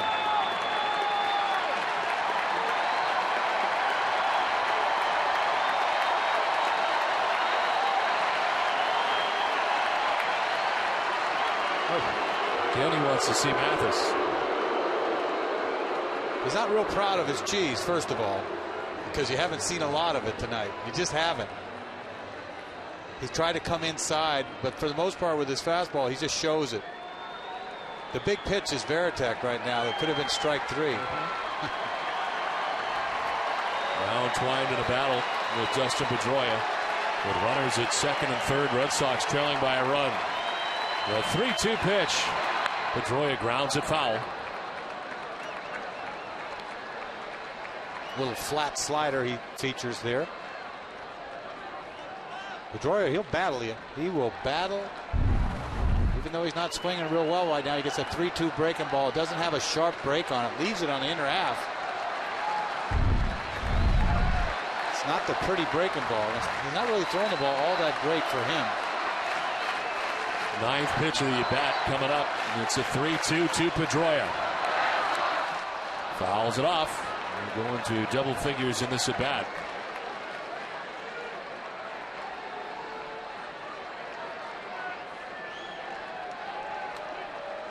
33 pitches in the inning. If nothing else, the Red Sox trying to get into that Angels bullpen and get past Weaver. Then the most he's thrown in any game is 125. There's Adrian Gonzalez, 2 outs in the inning. Can't get cute. You got to go at him. You got Gonzalez on deck. Can't have much of a fastball right now after 33 pitches. Pedroia fouls it off himself and goes down.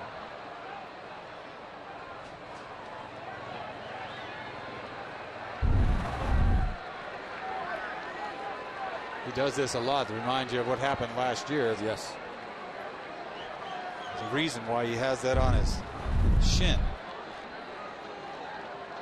and his foot.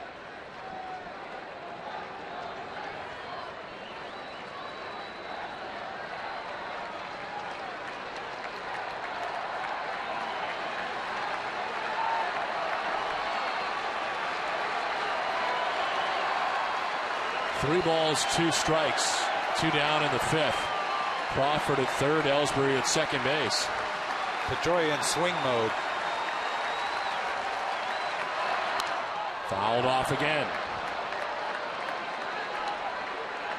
We could be here all night. This is bad. This will be the 12th pitch of the at-bat coming up.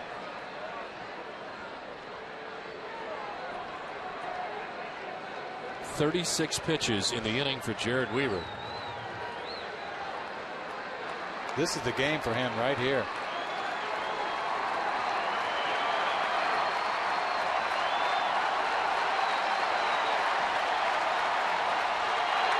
Pedroia fouls it off. Just getting a piece. Boy, this would be a huge hit. Just because of what he's went through to get to this point. He was fouled off 9 pitches in the at-bat as Buchholz waits. It has merely been a 9-minute at-bat. It's painful.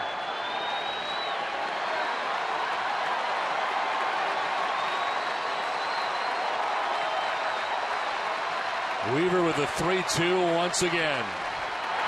Pedroia into center field, a base hit. He wins the battle. Crawford scores. Here comes Ellsbury. He's in, and the Red Sox take the lead. How about that, AB, for Dustin Pedroia? You talk about persistence. He was going to get himself a hit regardless. He was in swing mode big time. Finally got a fastball he could handle. Didn't try to do a whole lot with it. Just drill it up the middle. You see this fastball up middle, hits it right where you're supposed to. Doesn't get underneath it, just shortens his stroke, and he is psyched. That's a big hit for Pedroia.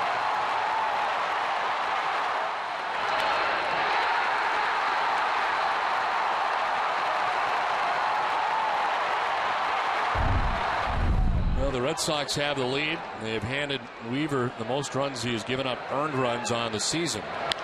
Now Gonzalez grounds one softly to second as Turris will throw him out to end the inning. But Dustin Pedroia, an epic battle, ends up driving it into center and putting the Sox on top.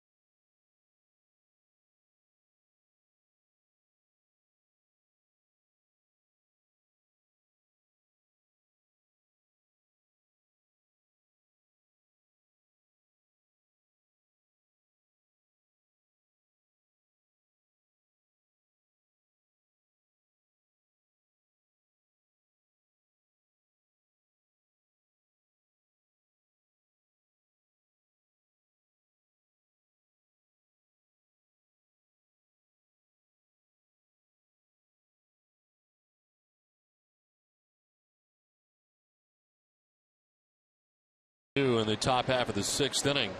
Now, Jason Varitek was batting with a count of 2-2, and Weaver thought he had him struck out. Instead, this pitch was called a ball. He would later walk Jason Varitek. And then, of course, the 13 pitch at bat for Dustin Pedroia, who lines this into center field. And at the end of the inning, after Gonzalez had grounded out, Weaver had words for Scott Berry, the home plate umpire. Mike Scioscia had to come out, as Weaver had some things to say, and Mike just wanted to make sure.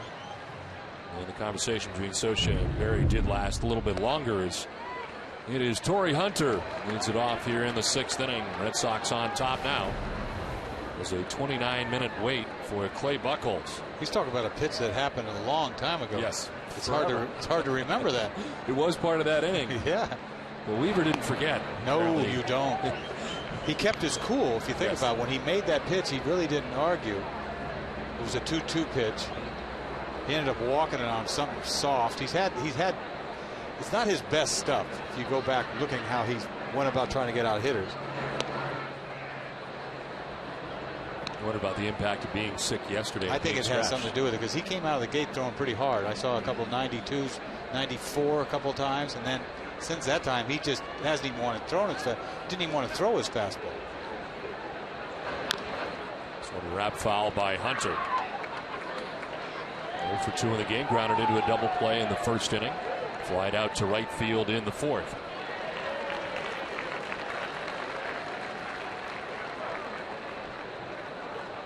Angels had 6 hits in the game, 5 of them coming from the top 3 hitters, as Turris, Abreu, and Kendrick.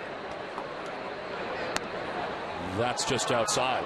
But you know, when you think about a guy that leads the league in strikeouts, you're thinking somebody's going to come out there just pumping, don't you? Yep. And his performance tonight, doesn't look like that type of pitcher. So I think it does definitely have something to do with not feeling well. Scheduled pitch yesterday, scratched from the game, does make the start tonight. This is jacked out towards deep right center field, back towards the bullpen, and it will roll to the wall. Is heading for second base with a double. There's Torrey Hunter to open up the top half of the 6th inning. Yapper out to right center. Right back at you. You see, Torrey usually tries to pull. He hit a ball to right field last time up. Does it again into the gap. Ball doesn't even get to the track, but perfectly placed out there. That ball's hit solid.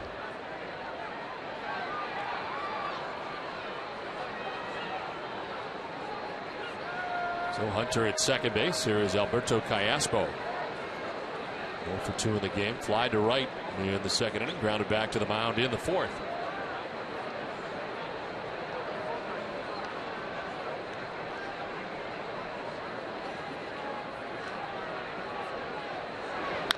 Ground ball to first. Gonzalez going to go to third. The throw is low, but it's picked out by Youkilis, and he tags in. Looked like he was juggling that ball in the glove, but gets it together enough at end time to get Hunter. That is absolutely shocking. You do not see that happen very often, where the first baseman throws it to third. I was like, what are you doing? Well, he knows what he's doing. He's done this before, because it hit sharply. He knew he had a shot at Hunter. Almost throws it away, but, you know, that's gutsy by a first baseman. That's a Gold Glover, you know, just being aggressive, making that play. He knows if a ball's hit solidly to him, he has a shot at him, and luckily, Youkilis picks that ball and tags him. And the ball in his bare hand, it looked like right up against, pressed against the heel of his glove. Callaspo did his job.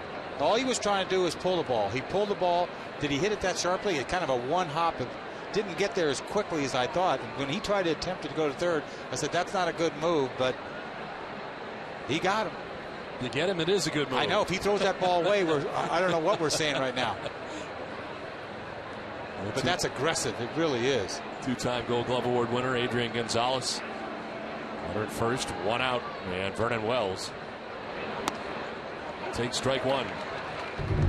There it is again at third. Coming right at you. It was almost a chopper, but he was going that way from get-go. He had to have that in his mind to make a play like that. Thank you very much for the pick.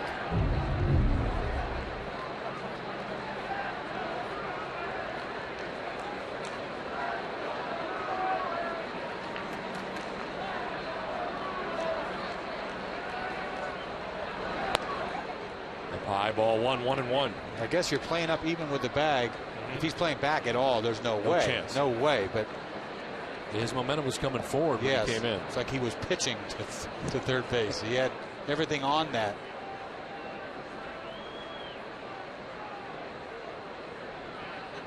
And Buchholz with his 95th pitch. Had to throw a lot in the fifth, 30 pitches. This is to left, but right at Crawford. Comes in a few steps. And Carl makes the catch, 2 down. Let's check in with Catherine Tappan. Catherine?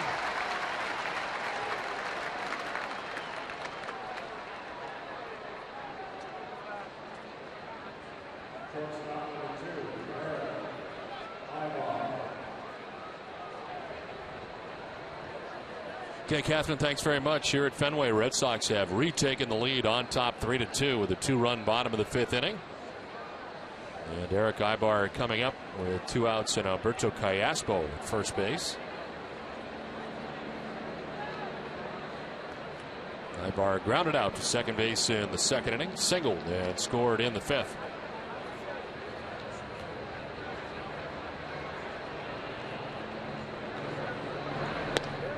In there for strike 1.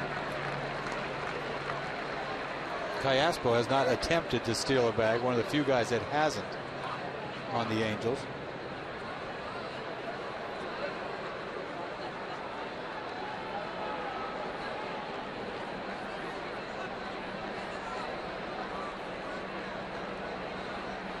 He had just 2 last year.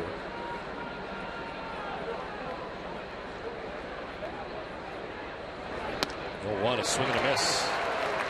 Got in on him there. Yes, nasty cutter. Ibar hasn't seen this. This ball is biting inside. Ties him up.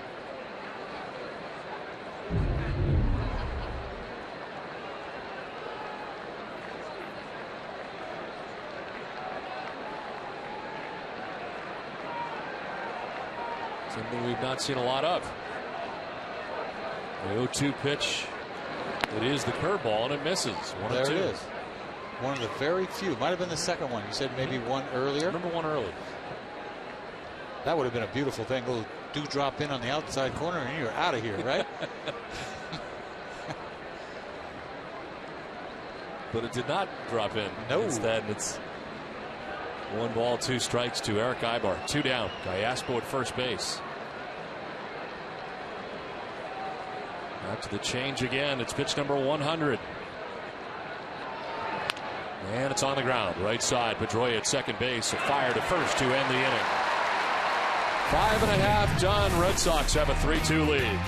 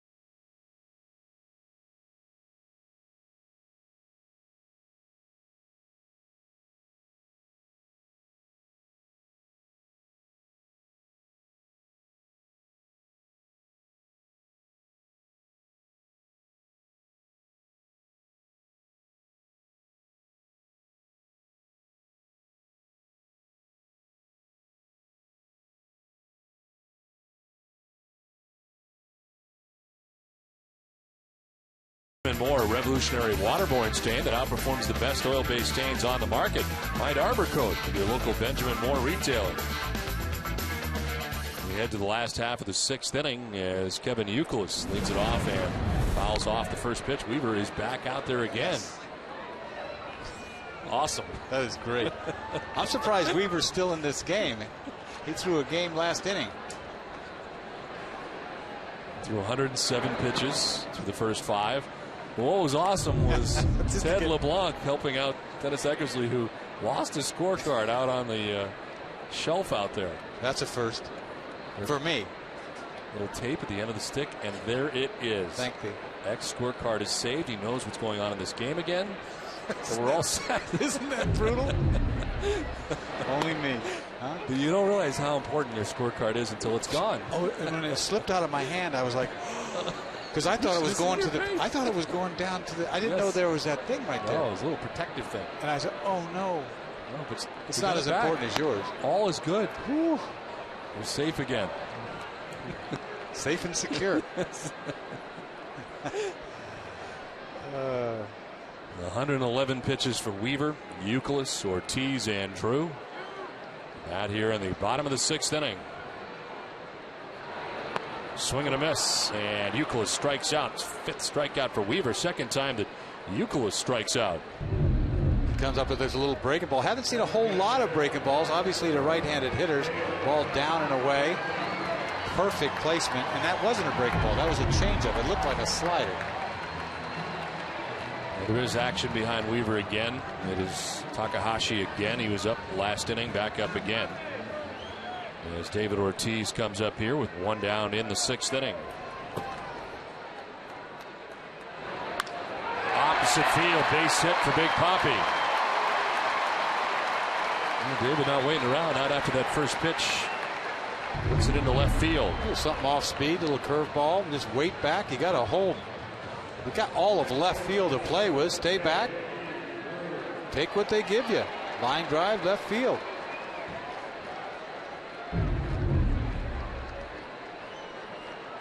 So 1 out, David Ortiz at first base, and J.D. Drew coming up. Drew 0 for 2. He's grounded out twice. And a swing and a miss for strike 1.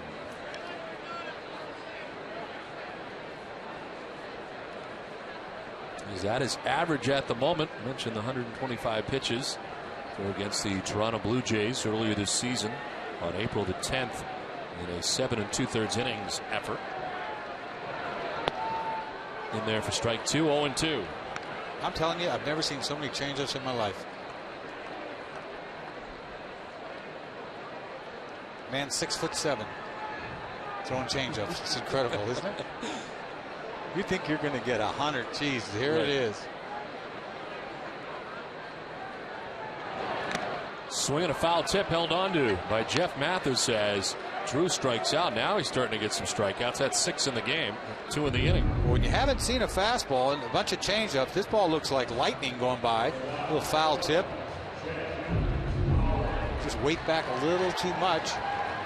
That was 90 miles an hour. It wasn't gas. But because all the changeups all night. All night long. And I mean, he paints with it out there. 2 down in the 6th inning. David Ortiz at first base. Kendrick plays in front of him at first as Lowry fouls the pitch off. He's had made Lowry look bad tonight. And here's a guy that's swung about it real good all year. He's had some off-balance swings. Punched out the first time. Last time had a weak pop-up. Weaver has been ahead of most. He has first pitch strikes to 11 of the last 12 batters.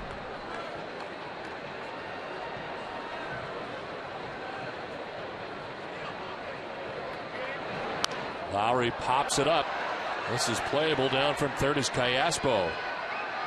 Makes the catch that ends the 6th inning. Through 6 from Fenway. Red Sox have a 3-2 lead.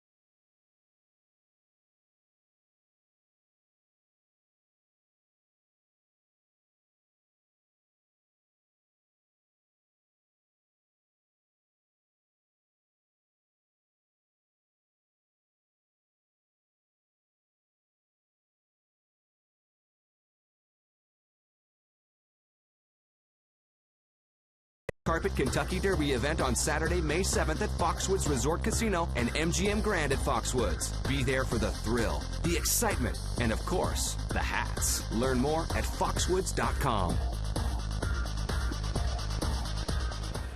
Top half of the 7th inning back at Fenway Park. Red Sox with a 3-2 lead. Clay Buchholz back on the mound, having thrown an even 100 pitches.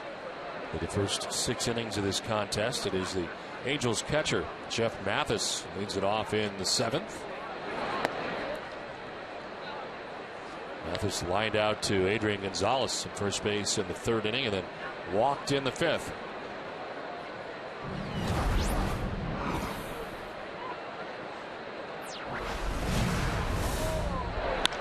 Lined and cut. It's short by Lowry. It was rising, and so did he to make the grab.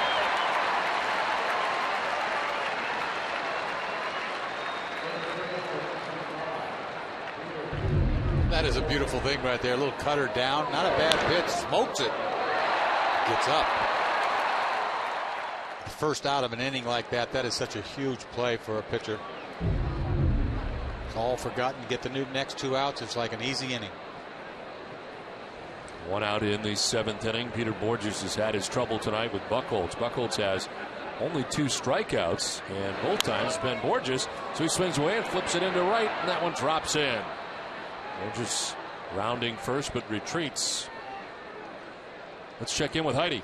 Don, the Red Sox clubhouse doesn't typically have CNN on, but today was unique as the players were all paying attention to the details surrounding Osama bin Laden's death. Terry Francona talked about it today. I don't know if you have to come across those guys for it to hit home. I think everybody's probably got a reason for it to hit home. You know, whether it's family, friends, or just being a citizen of the United States, it kind of hits everybody, I'm sure. The Red Sox held a moment of silence before the start of the game to honor the victims of September 11th. They also unfurled a huge flag that covered the Green Monster during the national anthem performed by Brockton High School Band. It was a very touching ceremony. Don? Thanks, Heidi, and we will be keeping it here at Fenway Park at the end of this half inning for God Bless America.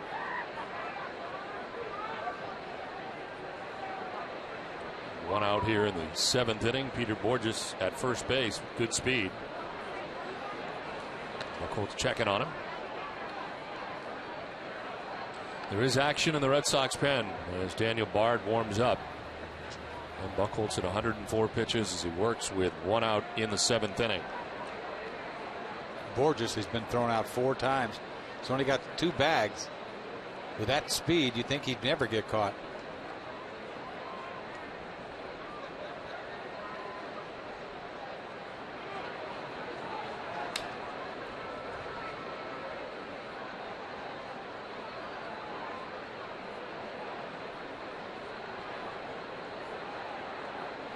Did you slide step? Yeah, wasn't very good at it. It's one thing slide stepping to throw a fastball. It's another thing to throw a breaking ball. It's so easy to hang it.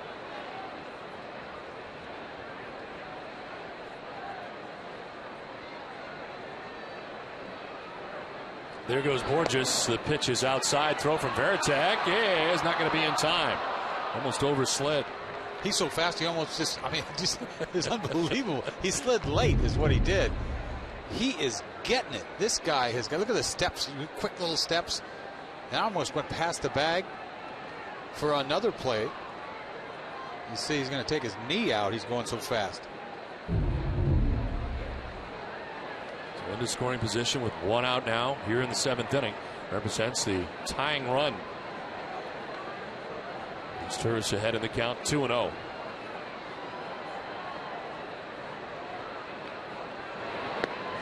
That's in there for strike 1, 2-1. Does anybody throw anybody out anymore? When somebody throws somebody out, it's almost like, oh, he got him. Right? It's true. It's really, I mean, I don't think it's just our catchers. I think it's really all over the league. If somebody throws out 30% of the runners, he's like a superstar catcher or something. Right. Think of Gerald Laird, who over the years his numbers have been very good. This is back off the glove of Buchholz. Slows down to Lowry. Still has time in order to get his Turris 1-6-3 as Borges takes third base. Dunkin' Donuts and its local franchises are committed to the communities where they live and work. Throughout the Red Sox season, Dunkin' Donuts is honoring different organizations who are also working to help make our neighborhoods better places. Tonight we honor the Woburn Police Department as a Dunkin' Donuts community champion. Enjoying the ball game tonight as Clay Buchholz's night is over. 6 2/3 for Buchholz. He departs with the Red Sox on top 3-2.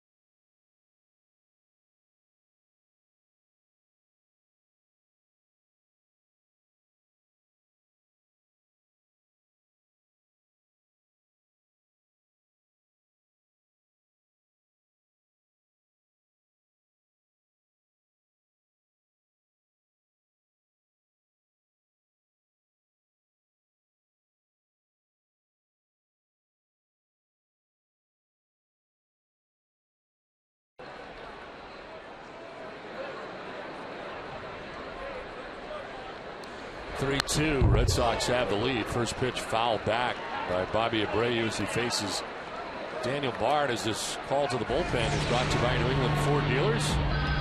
Bard, who'd been warming up to begin the inning, comes in with 2 outs, and Peter Borges at third base. For Bard, his 13th appearance of the year. 3 losses, the most he's ever had. 3.65 ERA. And opponents hitting at .256 against him. Get 12 Ks in 12 1/3. Tying run 90 feet away as Abreu takes ball 1. Well, you can't let Buchholz give up the tying run when you got Bard warming up in the bullpen. Abreu's got 2 singles off of and 2 RBIs off of Buchholz. Clay leaves after 6 2/3 innings. Sliced foul, and it's 1-2. Buchholz 8 hits so far, charged with 2 runs. He's responsible for Borges at third base, 2 walks, 2 Ks, and continues to go to work on that middle finger, the tip of.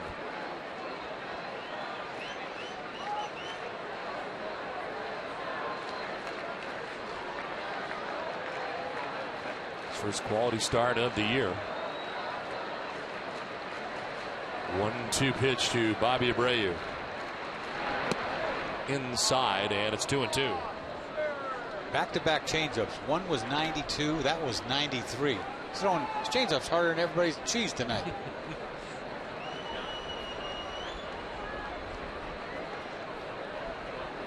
Obviously, he's overthrowing his changeup.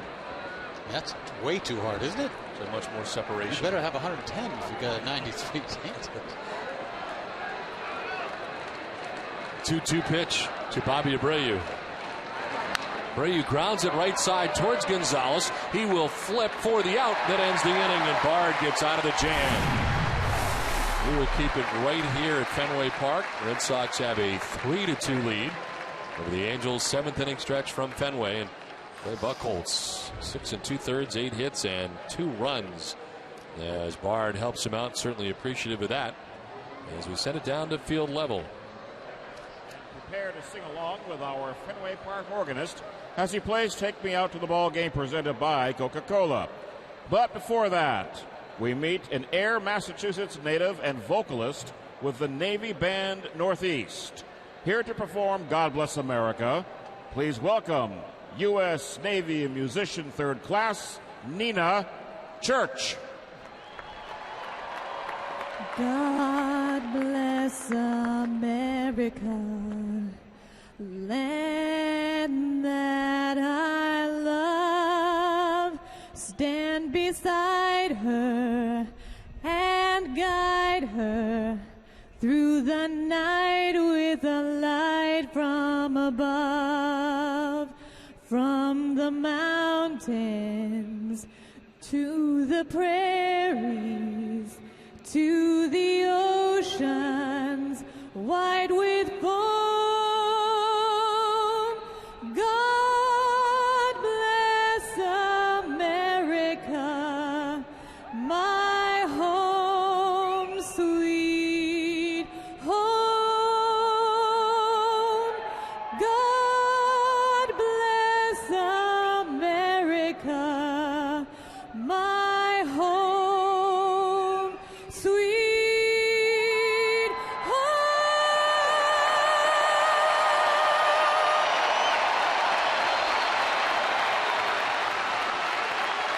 Thanks, Nina Church. Nicely done. Let's check in with your Need to Know with Ness and Daily, presented by Sun Life Financial.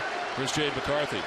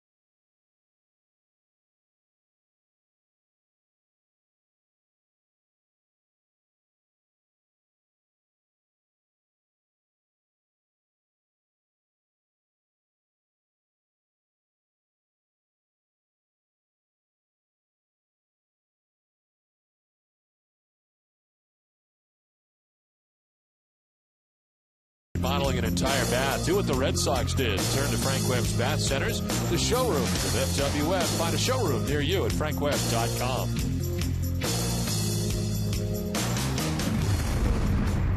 (3-2) Red Sox on top of the Angels. Last half of the seventh inning. Carl Crawford had a very good night at the plate. A single and a double. He has scored a run, and he deals with a new pitcher. Isanori Takahashi comes into the game. 14th appearance. 3.65 ERA, record of 1-0 out of the pen. And it's hitting at 298 against him. There's strike two. Funky delivery, a little pause. Difficult on left-handed hitters, although Crawford juiced him, didn't he? Back in Anaheim. His only home run of the year. Pitch in the dirt, and the count is now 1-2. I think you're right. Yeah, this is a good pickup for them. Signed a 2-year deal. Had a nice year with the Mets. He's been pitched in Japan for about 10 years. Third Japanese-born player in Angels history. Shigetoshi Hasegawa and Hideki Matsui preceding him. A 1-2 pitch. On the ground right side. As Turris ranging, throw off balance, and just in time to get the speedy Carl Crawford, who's retired for the first time tonight. I want to remind you that immediately following the game, stay with us for WB Mason Extra Innings Live with TC, Peter, and Heidi. Get a breakdown of Clay Buchholz's outing, including his take on tonight's performance. Also have the manager's perspective in from the press room segment. It's all coming up right after the game on WB Mason Extra Innings Live. Francisco Rodriguez warming in the pen for the Angels.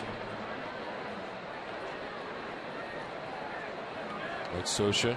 Here's Jared Weaver for 118 pitches and 6 innings in the game tonight. Jason Varitek turns him around and bats from the right side against the left-hander. Weaver's not going to get his 7th win. No. So that whatever that record is safe. From 1891 or something, right? Some crazy thing. Came in 6-0 and departs trailing in the game 3-2. Varitek back through the middle and into center field. Right through the wickets. And as Turris at second base had the best opportunity, but Jason Varitek on for the second time tonight, his first base hit. Another hit up the middle for Varitek. I mean, Pedroia had the great at bat with the base hit up the middle. And you see that right between the wickets there, but he hit it, stung it, hit it good enough to get it up the middle. Varitek will take it any way he can get it. 1 out, 1 on, and Jacoby Ellsbury coming up. He's been on twice, a single, and he reached on a fielder's choice, has 2 stolen bases tonight and has scored 2 runs. Swings and fouls it off to left, out of play.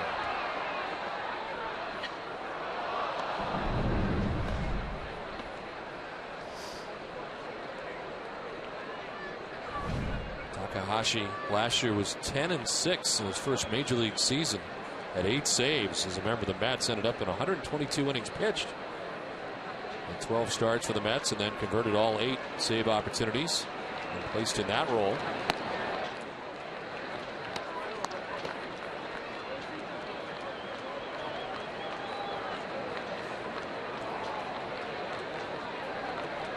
For 10 seasons for the Yomiuri Giants. 202 starts in Japan, 21 complete games. 1-1 to left, down towards the corner, and a fair ball. Varitek heads for third base. He'll be stopped there on the double by Jacoby Ellsbury.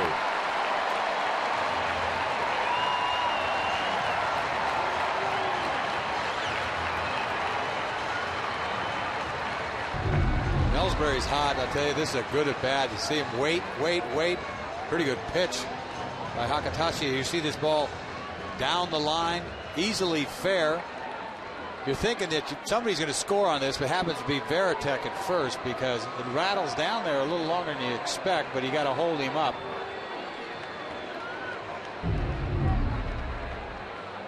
Now Ellsbury with a double, his second hit of the night. That is the night for Takahashi. Pitching change from Fenway. Red Sox on top 3-2.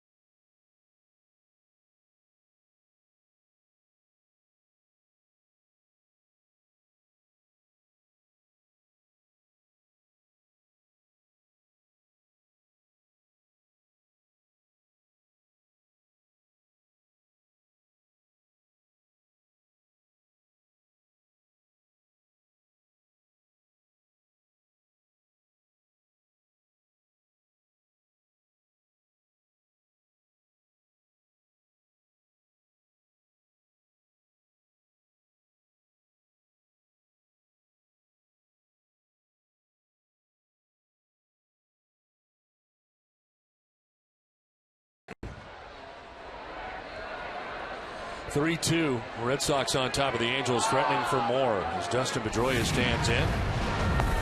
Pitch down and away for ball one from Francisco Rodriguez.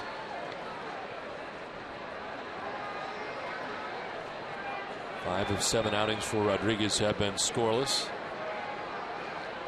Third pitcher used tonight for the Angels. Comes in with runners at second and third, 1 out. Infield in for the Angels, about halfway. 95, but he missed. 2-0. 8th appearance for Rodriguez. 3.38 ERA. He's worked in 8 innings. Opponent's hitting at .226 against him. Had 2 different stints last year for the Angels, up and down to AAA.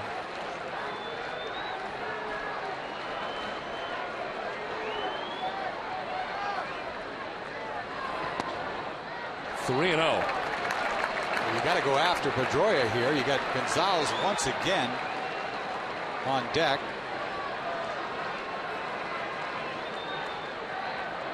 Crawford grounded out to begin the inning. Veritek singled to center. Ellsbury doubled to the left field corner. So it was Veritek at third, Ellsbury at second, 1 down. Swing and a miss. Green light. 3-1. Boy, he's trying to leave Earth right here. 3-0 pitch. Rodriguez is lucky he puts this in a good spot because he's trying to launch right there. Feeling good about himself last time up. Got a 2-run single.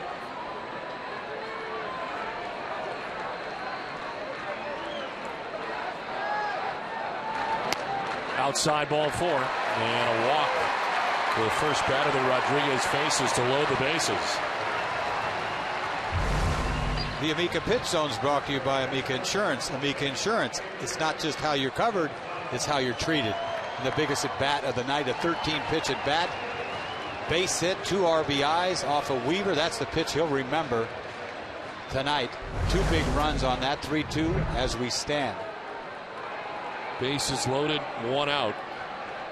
Outfield straight away here right now on Adrian Gonzalez. Golden opportunity here to grab some insurance for the Red Sox here in the bottom of the 7th inning.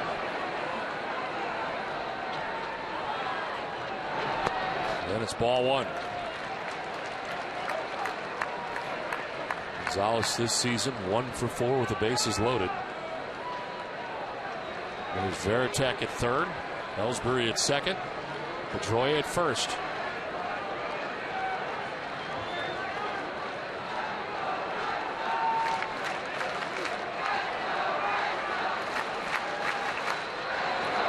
Gonzalez to center field.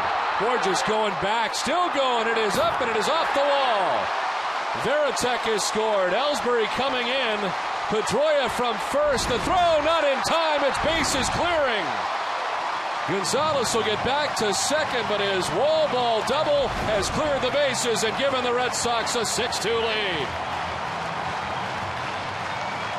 This is what we've all been waiting for. This is going to be patented by Gonzalez before he leaves Fenway Park. Many, many years from now, bases loaded, fastball right there, stays behind it, lifts this ball, looks like just a routine sacrifice fly.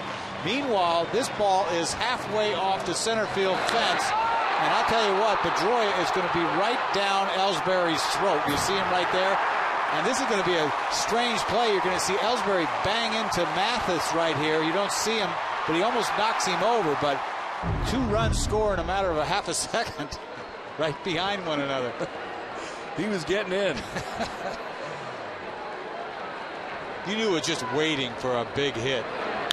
Now Youkilis to left, deep far, and it is off the wall. Wells will play the carom. Gonzalez scores. Youkilis to second with a double. Red Sox lead at 7-2. I'll tell you what, Rodriguez should have went after Pedroia because there's trouble after that. A double, and you see another wall ball, fastball off the wall, another RBI by Uke. Opens this game up. Wow. This has changed in a hurry. That ties the season high. He had 3 on opening day RBIs. He had 3 at home all season He's got 3 knocked in on that 1 double here in this inning. I tell you what, get used to that, because this is what this guy is going to do. And then you see Euclid gets himself a piece of cheese, and looked like this ball was gone. Way off the wall. Double RBI. They opened this thing up. They've been dying to do this. A couple nights ago off Fister, they let him off the hook several times. Lost that game 2-0. Tonight, it didn't happen. If they can hold on to this, yesterday able to win a game that Felix Hernandez started. Tonight, trying to win a game that Jared Weaver started.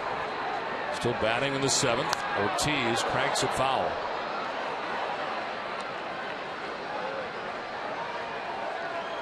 Another tough pitcher tomorrow again, and Dan Herron doesn't get any easier. Knowing they have beaten these 2 guys, if they do indeed hold on tonight, pretty impressive. It really is. And this staff coming in is, they're only hitting 220 off of this staff coming in, and you know what Weaver had done all year. This one gets through. Mathis, Euchel is for third, will get there.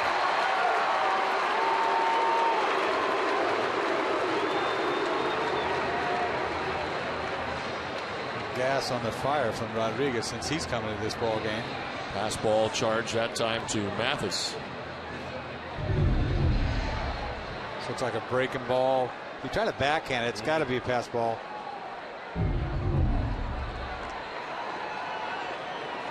Euclid's 90 feet away now. It's been a 4-run inning so far. 1-1. Down and in. Yeah, Rodriguez really not helped matters at all. He walked Pedroia when he came in.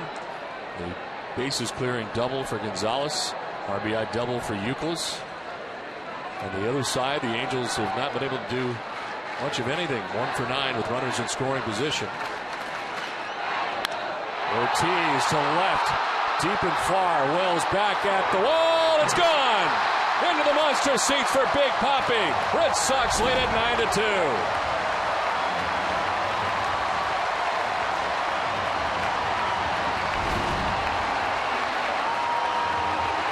This is what they've been waiting for. Get back home and have an explosion. They have not done this in a long, long time, and it's nice to see everybody that got involved, starting with Veritek on the base hit. You know, he needed that hit for him, and it just went on and on and on. Big Papi finishes it off here with a 2-run bomb into the monster seats. This is a lunch job by Rodriguez. He has gotten crushed. David Ortiz has his first home run at Fenway Park of the year. And his first home run in his last 89 at bats. An opposite field shot at that. High fastball. Didn't even crush it, really, for David. He got it up. Shows you the kind of power that he has. Kind of misses it and still hits it out easy. 24th home run he's had against the Angels in his career. It's been a while since he's hit a home run. 89 at bats. 1-1.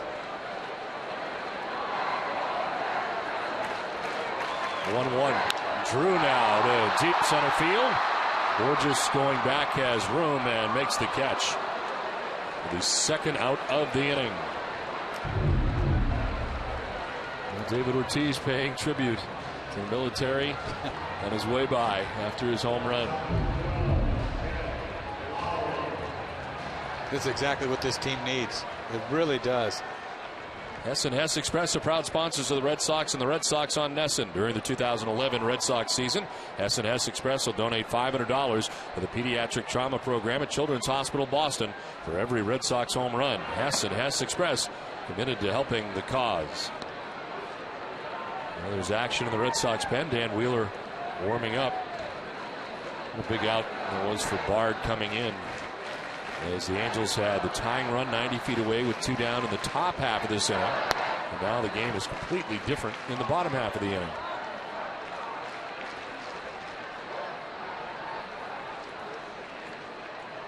First time the Red Sox have scored 6 runs in an inning in the 2011 season. Swing and a miss, 2-1. The previous high had been 5 runs in an inning, and that was against New York. April 8th. Well, it's inevitable they're swing the bats. I mean, this is a great lineup. They're at home. It's just been. Here we are, game 28. I know. And this is. Yeah. It's happening now. Which is outside. We didn't expect it to happen tonight with Weaver on the mound. We had the feeling if you could get him out of the game, right, and get into that bullpen, that's what the Red Sox have done here tonight. Weaver had to throw more than 30 pitches in the 6th inning. This is popped up into shallow center. Ibar gives way to Borges, who drops the ball. Perfect. And the inning gets uglier for the Angels. Well, he clanked it, that's for sure.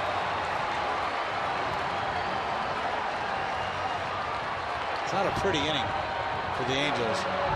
They'd like to wrap it up right now and take it to the house. He closed his glove a little too early.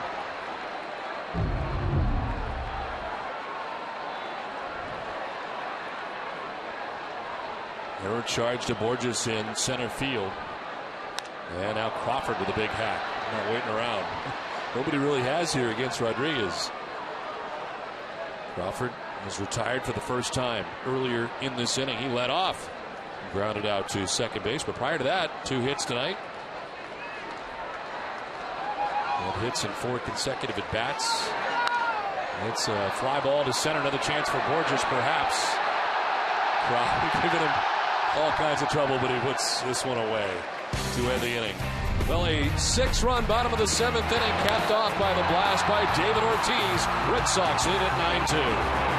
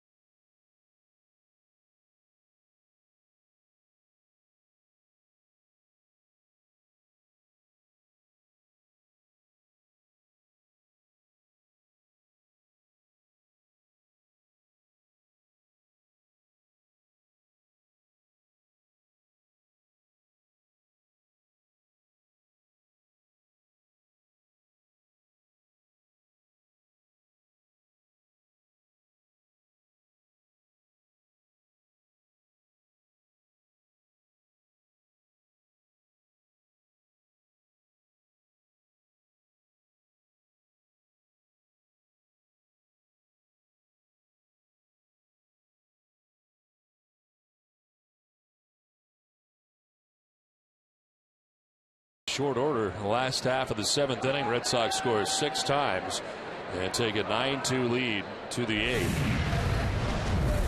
Howie Kendrick leads it off here for the Angels and takes strike 1 from the new Red Sox pitchers. Dan Wheeler now comes into the game. 3rd pitcher used tonight for Boston.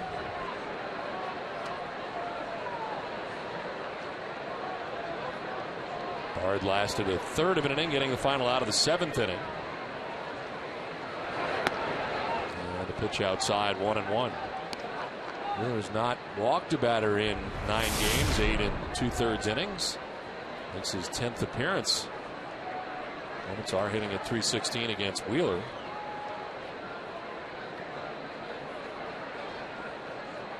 An inning and a 1/3 in yesterday's game. there for a strike, and it's 1-2. You know, relief pitchers, they start the season off with a couple of bad outings. It's like takes forever.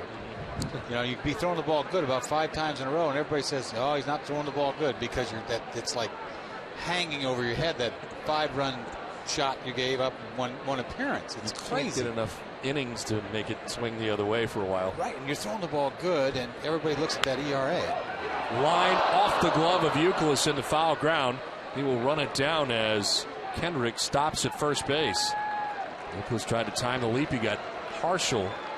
Blocked that time off the glove. Breaking ball to Kendrick. Off the top. Ball had some spin on it, too. Top spin.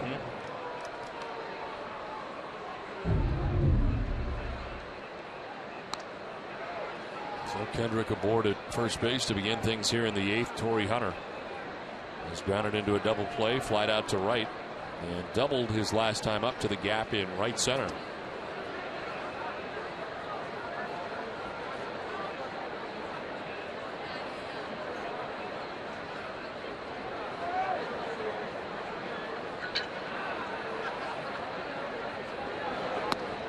And there for strike 1 to Torrey Hunter.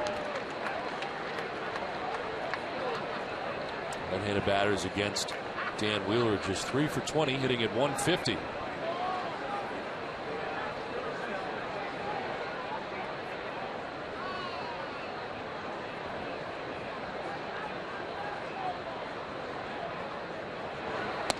Swing and a miss, 0-2.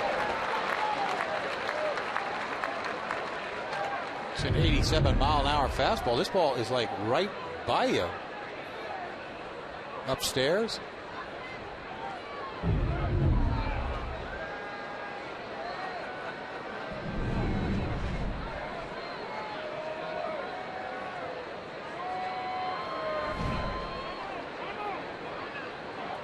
Kendrick with the lead gets back to the bag at first time call.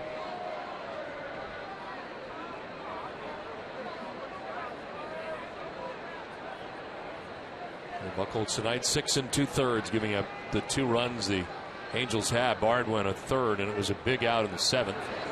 This one fouled off. John Dennis and Jerry Callahan don't have nearly as many Twitter followers as Jerry Remy does, but it doesn't mean you can't follow them every weekday morning starting at 6 a.m. on the WEEI Sports Radio Network. It's Dennis and Callahan, Boston's #1 morning show on Sports Radio WEEI, and also right here on NESN. Kendrick at first base, nobody out in the 8th. There's ball 1.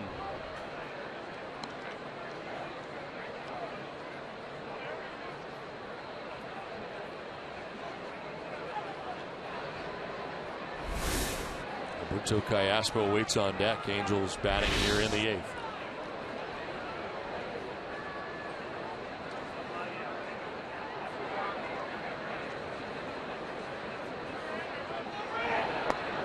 Outside, 2-2. You know, he's got his own style, doesn't he? Every time he reaches into his glove and does that, you know it's Wheeler. It's that guy that sort of goes in there and scrambles around. Well, his 2 stints spent in Tampa Bay, and certainly the second one much more successful. Of course, chance to go to the World Series with the Rays and postseason on 2 occasions. There it is. 2-2 fouled off. When you think about him being picked up here by the Red Sox, and a guy who has lots of experience in the American League East and stuff to come by. You know, we've watched him over the years pitch against the Red Sox, and he's always seemed to have done a good job. In fact, he closed a few times when Percival was out. Right. So this guy's been around the block. When they signed Wheeler, I thought it was a good sign. I really did, because you need that veteran presence going down. I mean, for the whole season. You can't go by how somebody's pitching early on. This is to left field and a base hit. Carl Crawford over to play it quickly. And the first 2 base runners for the Angels have reached on base hits.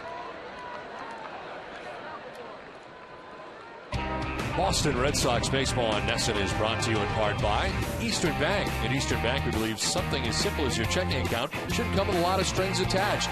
Eastern Free Checking. See just how good a checking account can feel. 2 on, nobody out here in the 8th inning, and Alberto Callaspo is coming up. You think you just go out there a 9-2 game, just get him out 1, 2, 3, no big deal. I didn't like pitching 9-2. Believe me, I don't even know what that's like. I didn't do it all that often.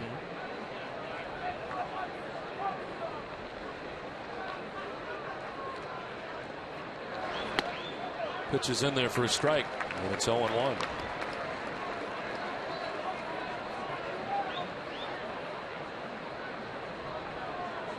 Single for Kendrick, single for Hunter.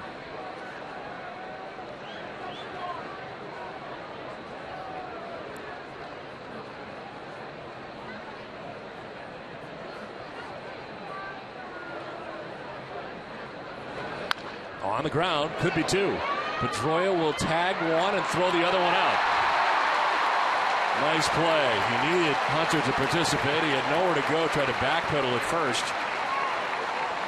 Got the first out and then tossed to first for 2. He may have got it the other way, but he decided he's right in front of me. Might as well take it. Done that play before. It's right in front of him. He didn't have anywhere to go, Hunter.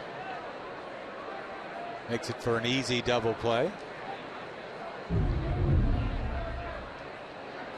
So Kendrick takes third base, 2 down here in the 8th. And Vernon Wells, the batter, 0 for 3. Flied out twice and grounded out.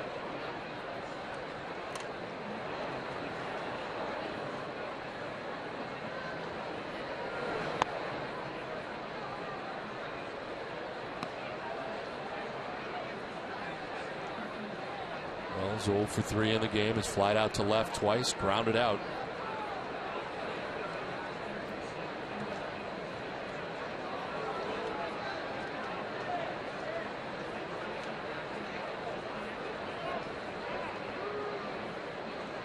Mindset changes it all, whether or not you lose your edge a little bit when you know you got a big lead to work with. I'll tell you, every time I went on the mound, there was adrenaline, but there's sometimes just more than others. I mean, you can't help but be sort of not as excited in a 9-2 game. Even though it's important that you do well individually. Oh, yeah, I always cared about myself, believe me. In the air to deep left field. If it stays fair, it's gone. It is fair, and it is gone. The back of the monster seats for Vernon Wells, who hits his second home run in an Angels uniform. It's a 2-run shot, and it's now 9-4. There's a lot of balls going to leave the ballpark when you throw balls. Nothing fastballs about belt high in. You're going to see a fastball supposed to be away. Ball is hit me all over it, and he does. Vernon Wells not off to a very good start, but if you throw him that, he's going to leave. This is his 11th home run here at Fenway Park. 28 against the Red Sox in his entire career. Well, if he's going to pick a time to hit a home run, that would be it.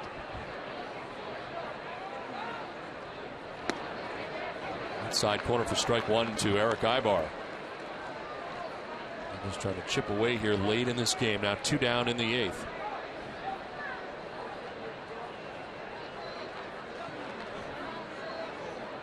Ibar with a single back in the 5th inning. Came around to score the second run. He is 1 for 3. Ball foul.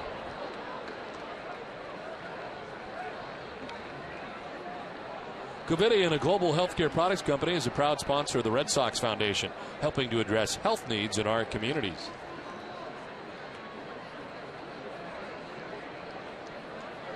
Eric Ibar batting here with 2 outs in the 8th inning.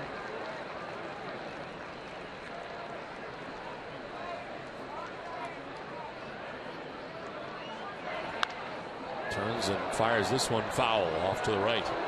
I'll tell you, when you put a bullpen together, it's a crapshoot. It really is, year to year. Year to year. Now I'll look at a team and say, yeah, they got a nice bullpen, and then somebody just doesn't throw the ball like they can. Now I don't know what the reason. From year to year, maybe you get overworked one year, and that's what's so amazing. There's some luck involved here, you know, guys. Sure. You got branch work all year. But I think that's what amazed me about this offseason was the amount of money being thrown around, the amount of years being thrown around for a lot of middle relievers. Middle relievers. This is to left, and Crawford is there to make the catch that ends the inning. Vernon Wells hits a 2-run home run, but it's 9-4 Red Sox after 7.5.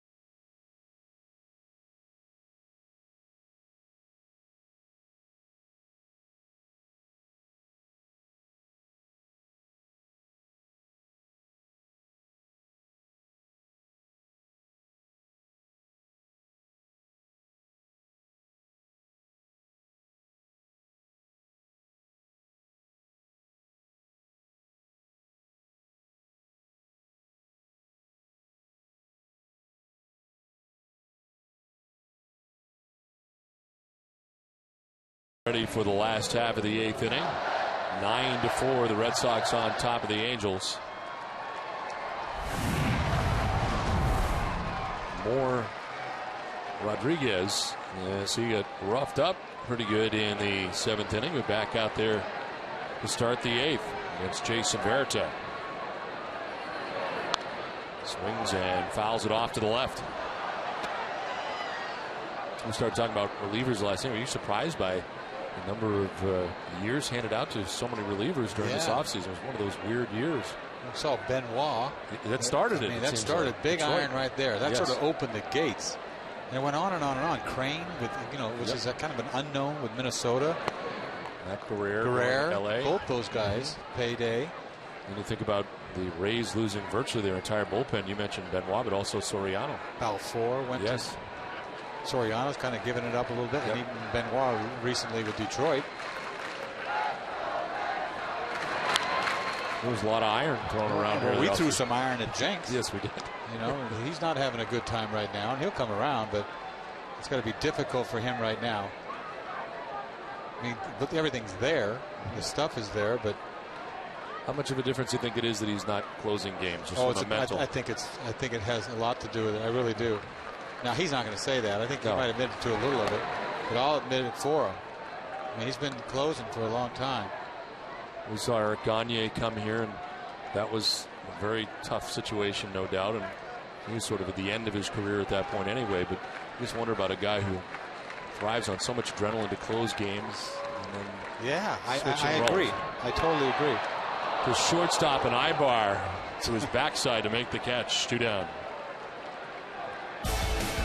The game summary is brought to you by Xfinity. Dustin Pedroia, a 13-pitch at bat in the 5th inning, able to drive in 2 runs and put the Red Sox on top.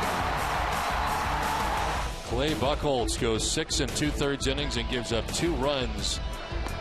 As Buchholz pitched well, trying to get his 2nd win of the year. The Red Sox have a 6-run 7th, and it's capped off on a 2-run home run by David Ortiz. Opposite field shot into the monster seats. And just to follow up on the starting pitching situation, Red Sox starters against the Angels in the season series have gone 36 2/3 innings and given up 4 runs. 0.98 earned run average against the Angels in the season series. No starter has given up more than 2 runs to the Angels. It's been an incredible run. And Buchholz finally gets a quality start. Yes. Darnell McDonald, who took over defensively in center for Ellsbury last inning, grounds one foul. Since they lost that playoff game to the Angels, yes, that sweep, which is hard to forget, 14-1 if they win tonight. Since that Sox had a 5-2 lead in that game 3 here at Fenway Park. The game Papelbon will never forget. Yes. I've had games like that. Haven't forgotten. It never goes away. Does not. No. It doesn't go away. That's life.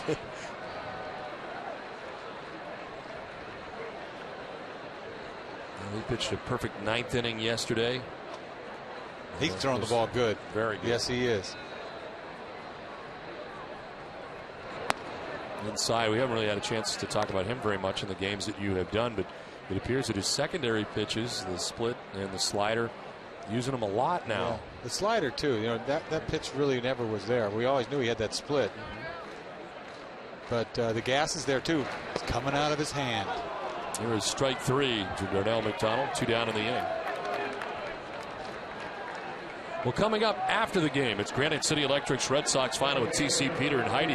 Get the final word from Fenway and a preview of John Lester's start tomorrow as he looks for a repeat performance against the Angels. Plus all the highlights from around the majors. It's all coming up right after the game, only on NESN. 2 down in the last half of the 8th inning. Pedroia sends it foul off to the right. There's something about relieving that. You know that it's your 9th inning, but yeah, I'll tell you what, he's come into games in the 6th inning. I mean, it's like you really never know when you're going to be in the game if you go down there, right? I mean, Papelbon's pitching the 9th. Now, if you're Jenks, you may pitch 6, 7. Talking about Jenks. Yeah, okay. You may not know where you're going to pitch. So you go down there every night going, okay, you know what I mean? When's it going to be? What's it going to be? And the adrenaline's different, but sometimes it's even faster. Because it's like, oh, I'm going to pitch now? I wasn't ready for this, sort of.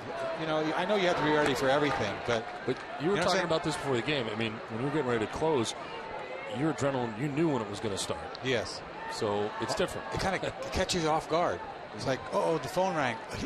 It's me, right? Okay. Normally, you always know when it's you. Right. It seems silly. A lot of people don't understand that's that. all he's done, though. I know. You for a long time. You ask a bullpen guy, and that phone rings, man. It's like, who's pitching? You know, most of the time you know, and you know, everything sets itself up. But he's been pitching in the 6th inning. Pedroia hits a fly ball out to right center field. Peter Borges calls off Torrey Hunter and makes the catch. It's a 1-2-3-8. We head to the 9th. It is 9-4 Boston.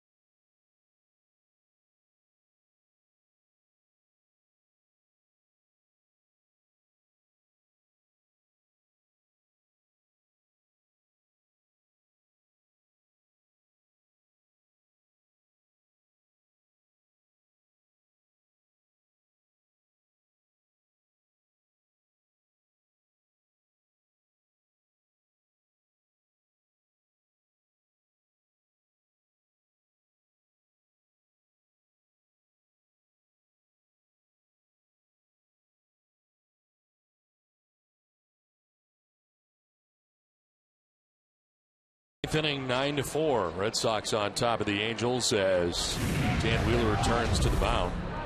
19 pitches in the 8th, and he starts the 9th. As Jeff Mathis takes strike 1. There is action behind Wheeler. Hideki Okajima in the pen.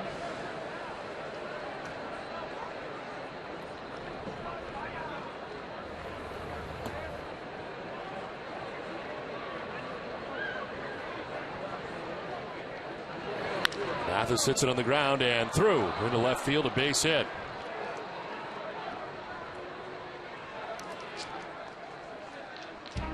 Boston Red Sox baseball on NESN is brought to you by Southwest Airlines, Kia, Sullivan Tire, and by New England Toyota dealers.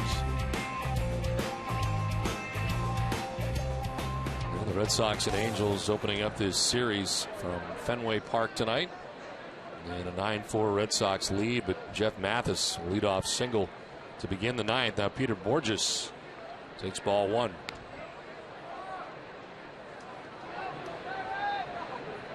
Borges struck out in the 3rd, struck out in the 5th, and singled in the 7th inning. He's charged with an error defensively in center field.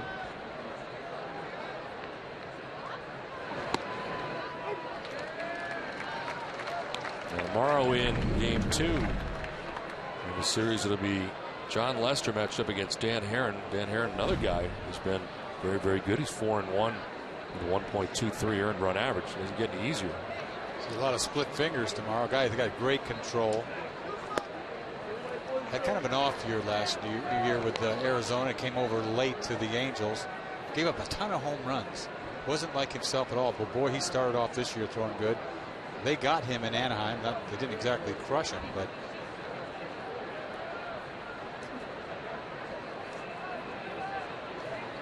25th pitch for Wheeler, and it's in there for a strike. John Lester be looking for his 4th win, 3-1. A 2.52 earned run average. Followed up by Beckett and Lackey in the remainder of this 4-game series.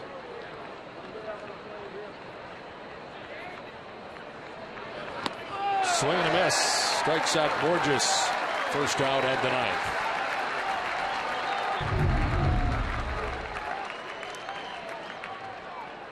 Kind of a weak hack by Borges right there. I mean, pass ball right by you. Terry Francona out to make the change. 9-4 Red Sox on top.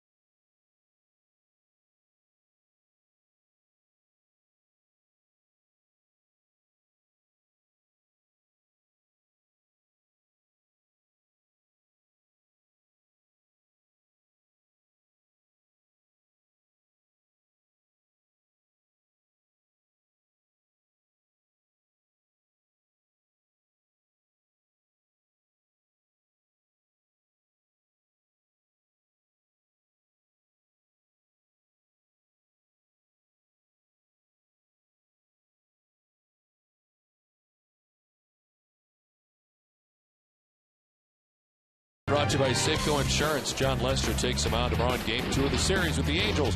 Picked up the win in his first start against them this season, striking out 8 over 6 scoreless innings. Lester has a 3-1 record and 6 career starts against Anaheim. Our live coverage begins tomorrow at 6, and it's right here on NESN. Dan Herron matched up against John Lester. Herron 4-1, Lester 3-1. Should be a good ball game here tomorrow night from Fenway. Hideki Okajima becomes the fourth arm used tonight for Terry Francona. 5th appearance, 7.36 earned run average. Opponents are hitting at 182 against Okajima. So 3 scoreless innings. His last 3 outings. Swing and a miss for Meiser as Turris. We saw this out of Okajima before. He's got this, his split finger has come back a little bit. And some weak swings off of it. You know, we got Lester and Herron tomorrow night. Good pitching matchup. I watched Lester his last time out in Baltimore. He really pitched. Outside corner, a lot of change-ups. When you think of Lester, this power guy. Everybody's pitching, man. There's pitching everywhere. You know? It's just... Why do you think that is? I don't know. All of a sudden, the year of the pitcher last year, right? Yes. And then it's continued, I think, this year. You see more games, low-scoring games. I know it's not warm yet, but to me, the pitching seems better. Everybody's got a changeup. Everybody's got 4 pitches. And everybody's tall. Everybody's tall. You were noticing that last night. Yeah, they're killing me. Everybody's 6'7". They got an advantage. But there's a guy, Kurt Young. I played with him. He could pitch. Yeah, real smart left-hander. You know, fastball, changeup, can paint. Just knew how to pitch. He figures he's going to be a pitching coach. 2-2 pitch as Turris hits it towards left center field, and this is going to get down to the track in the wall. From first base, Mathis going to be waved all the way around. The throw from center field is going to be off the mark, and the run is in. It is now 9-5. Red Sox on top. Fan has run out on the field, and it's taken care of very quickly.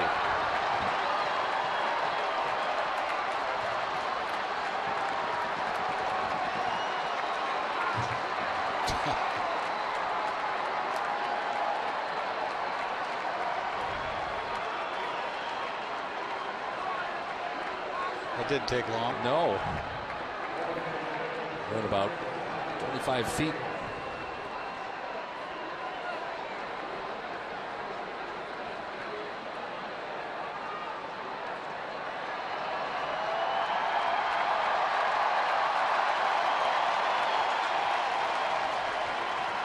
Crowd saluting the open tackle from the security guard who heads back to his spot in the bullpen. Need that like a hole in the head in almost 4-hour game. Bobby Abreu standing in with 1 out and a runner at second base.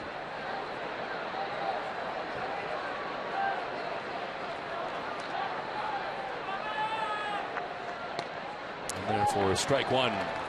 Abreu tonight, a 2-hit night, 2 runs batted in.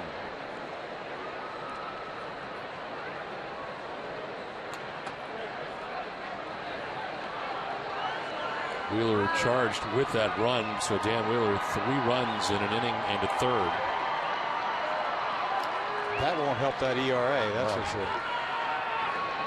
The 1 pitch in there for strike 2. They went an inning and a third, 4 hits, 3 runs, no walks, and a strikeout.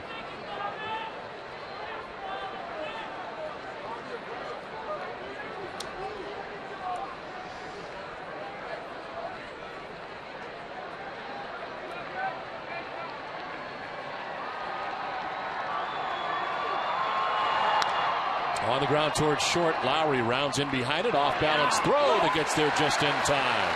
This play by Jed Lowry, 2 down in the 9th.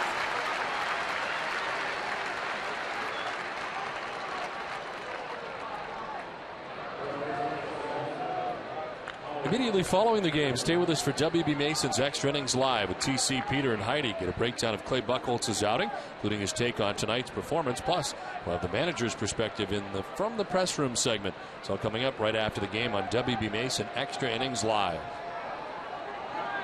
2 outs, Howie Kendrick stands in on the right side. 2 hits in the game, but 2 for 4 night as he takes strike 1.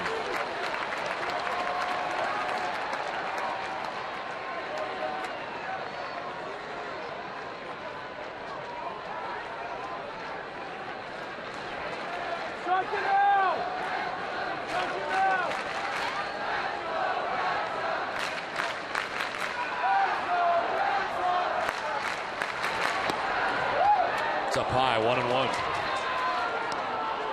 Somebody gets on. If Kendrick gets on, there is a save. Hovering. Something I know. Tying run has to be. I saw you counting. First guy at second. There you go. Play guy on deck. One more guy gets on. Save. Papelbon. 1-1 pitch. In the dirt. And it's 2-1. Did you count the bullpen too? I was quick.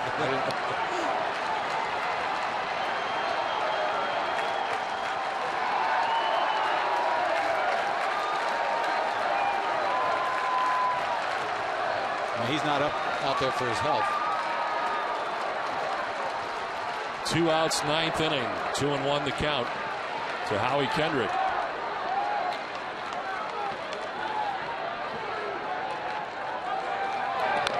Little number in front of the plate. Veritek will grab it, throw to first. Ball game over. The Red Sox are able to take game 1 of the series as they beat the Angels 9-5. Well, they needed this sec to kind of break out, and good night in Boston.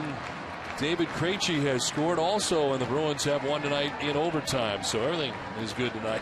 Everything is beautiful. Well, the Red Sox needed this against the Angels. They continue to dominate the Angels. They do. And, you know, Weaver, once again, you can't forget that. 6-0 coming in, best pitcher in the game, if you think about it. And Buchholz hadn't had a quality start all year. He got one. They exploded, finally, for 6 runs. The big double by Gonzalez was a huge hit tonight. Ortiz went deep, hasn't gone deep in a while. You know, Veritek started that inning off with a base hit. So, I mean, a lot of good things tonight. And, you know, they just kept it up against the Angels. The Angels would like to see. They got 3 more games against the Red Sox. And I'll tell you, they don't want to get beat up any more than they've had already. 9-5 is the final. The Red Sox beat the Angels. For Dennis Eckersley and Heidi Watney, I'm Don Orsillo saying good night from Fenway Park.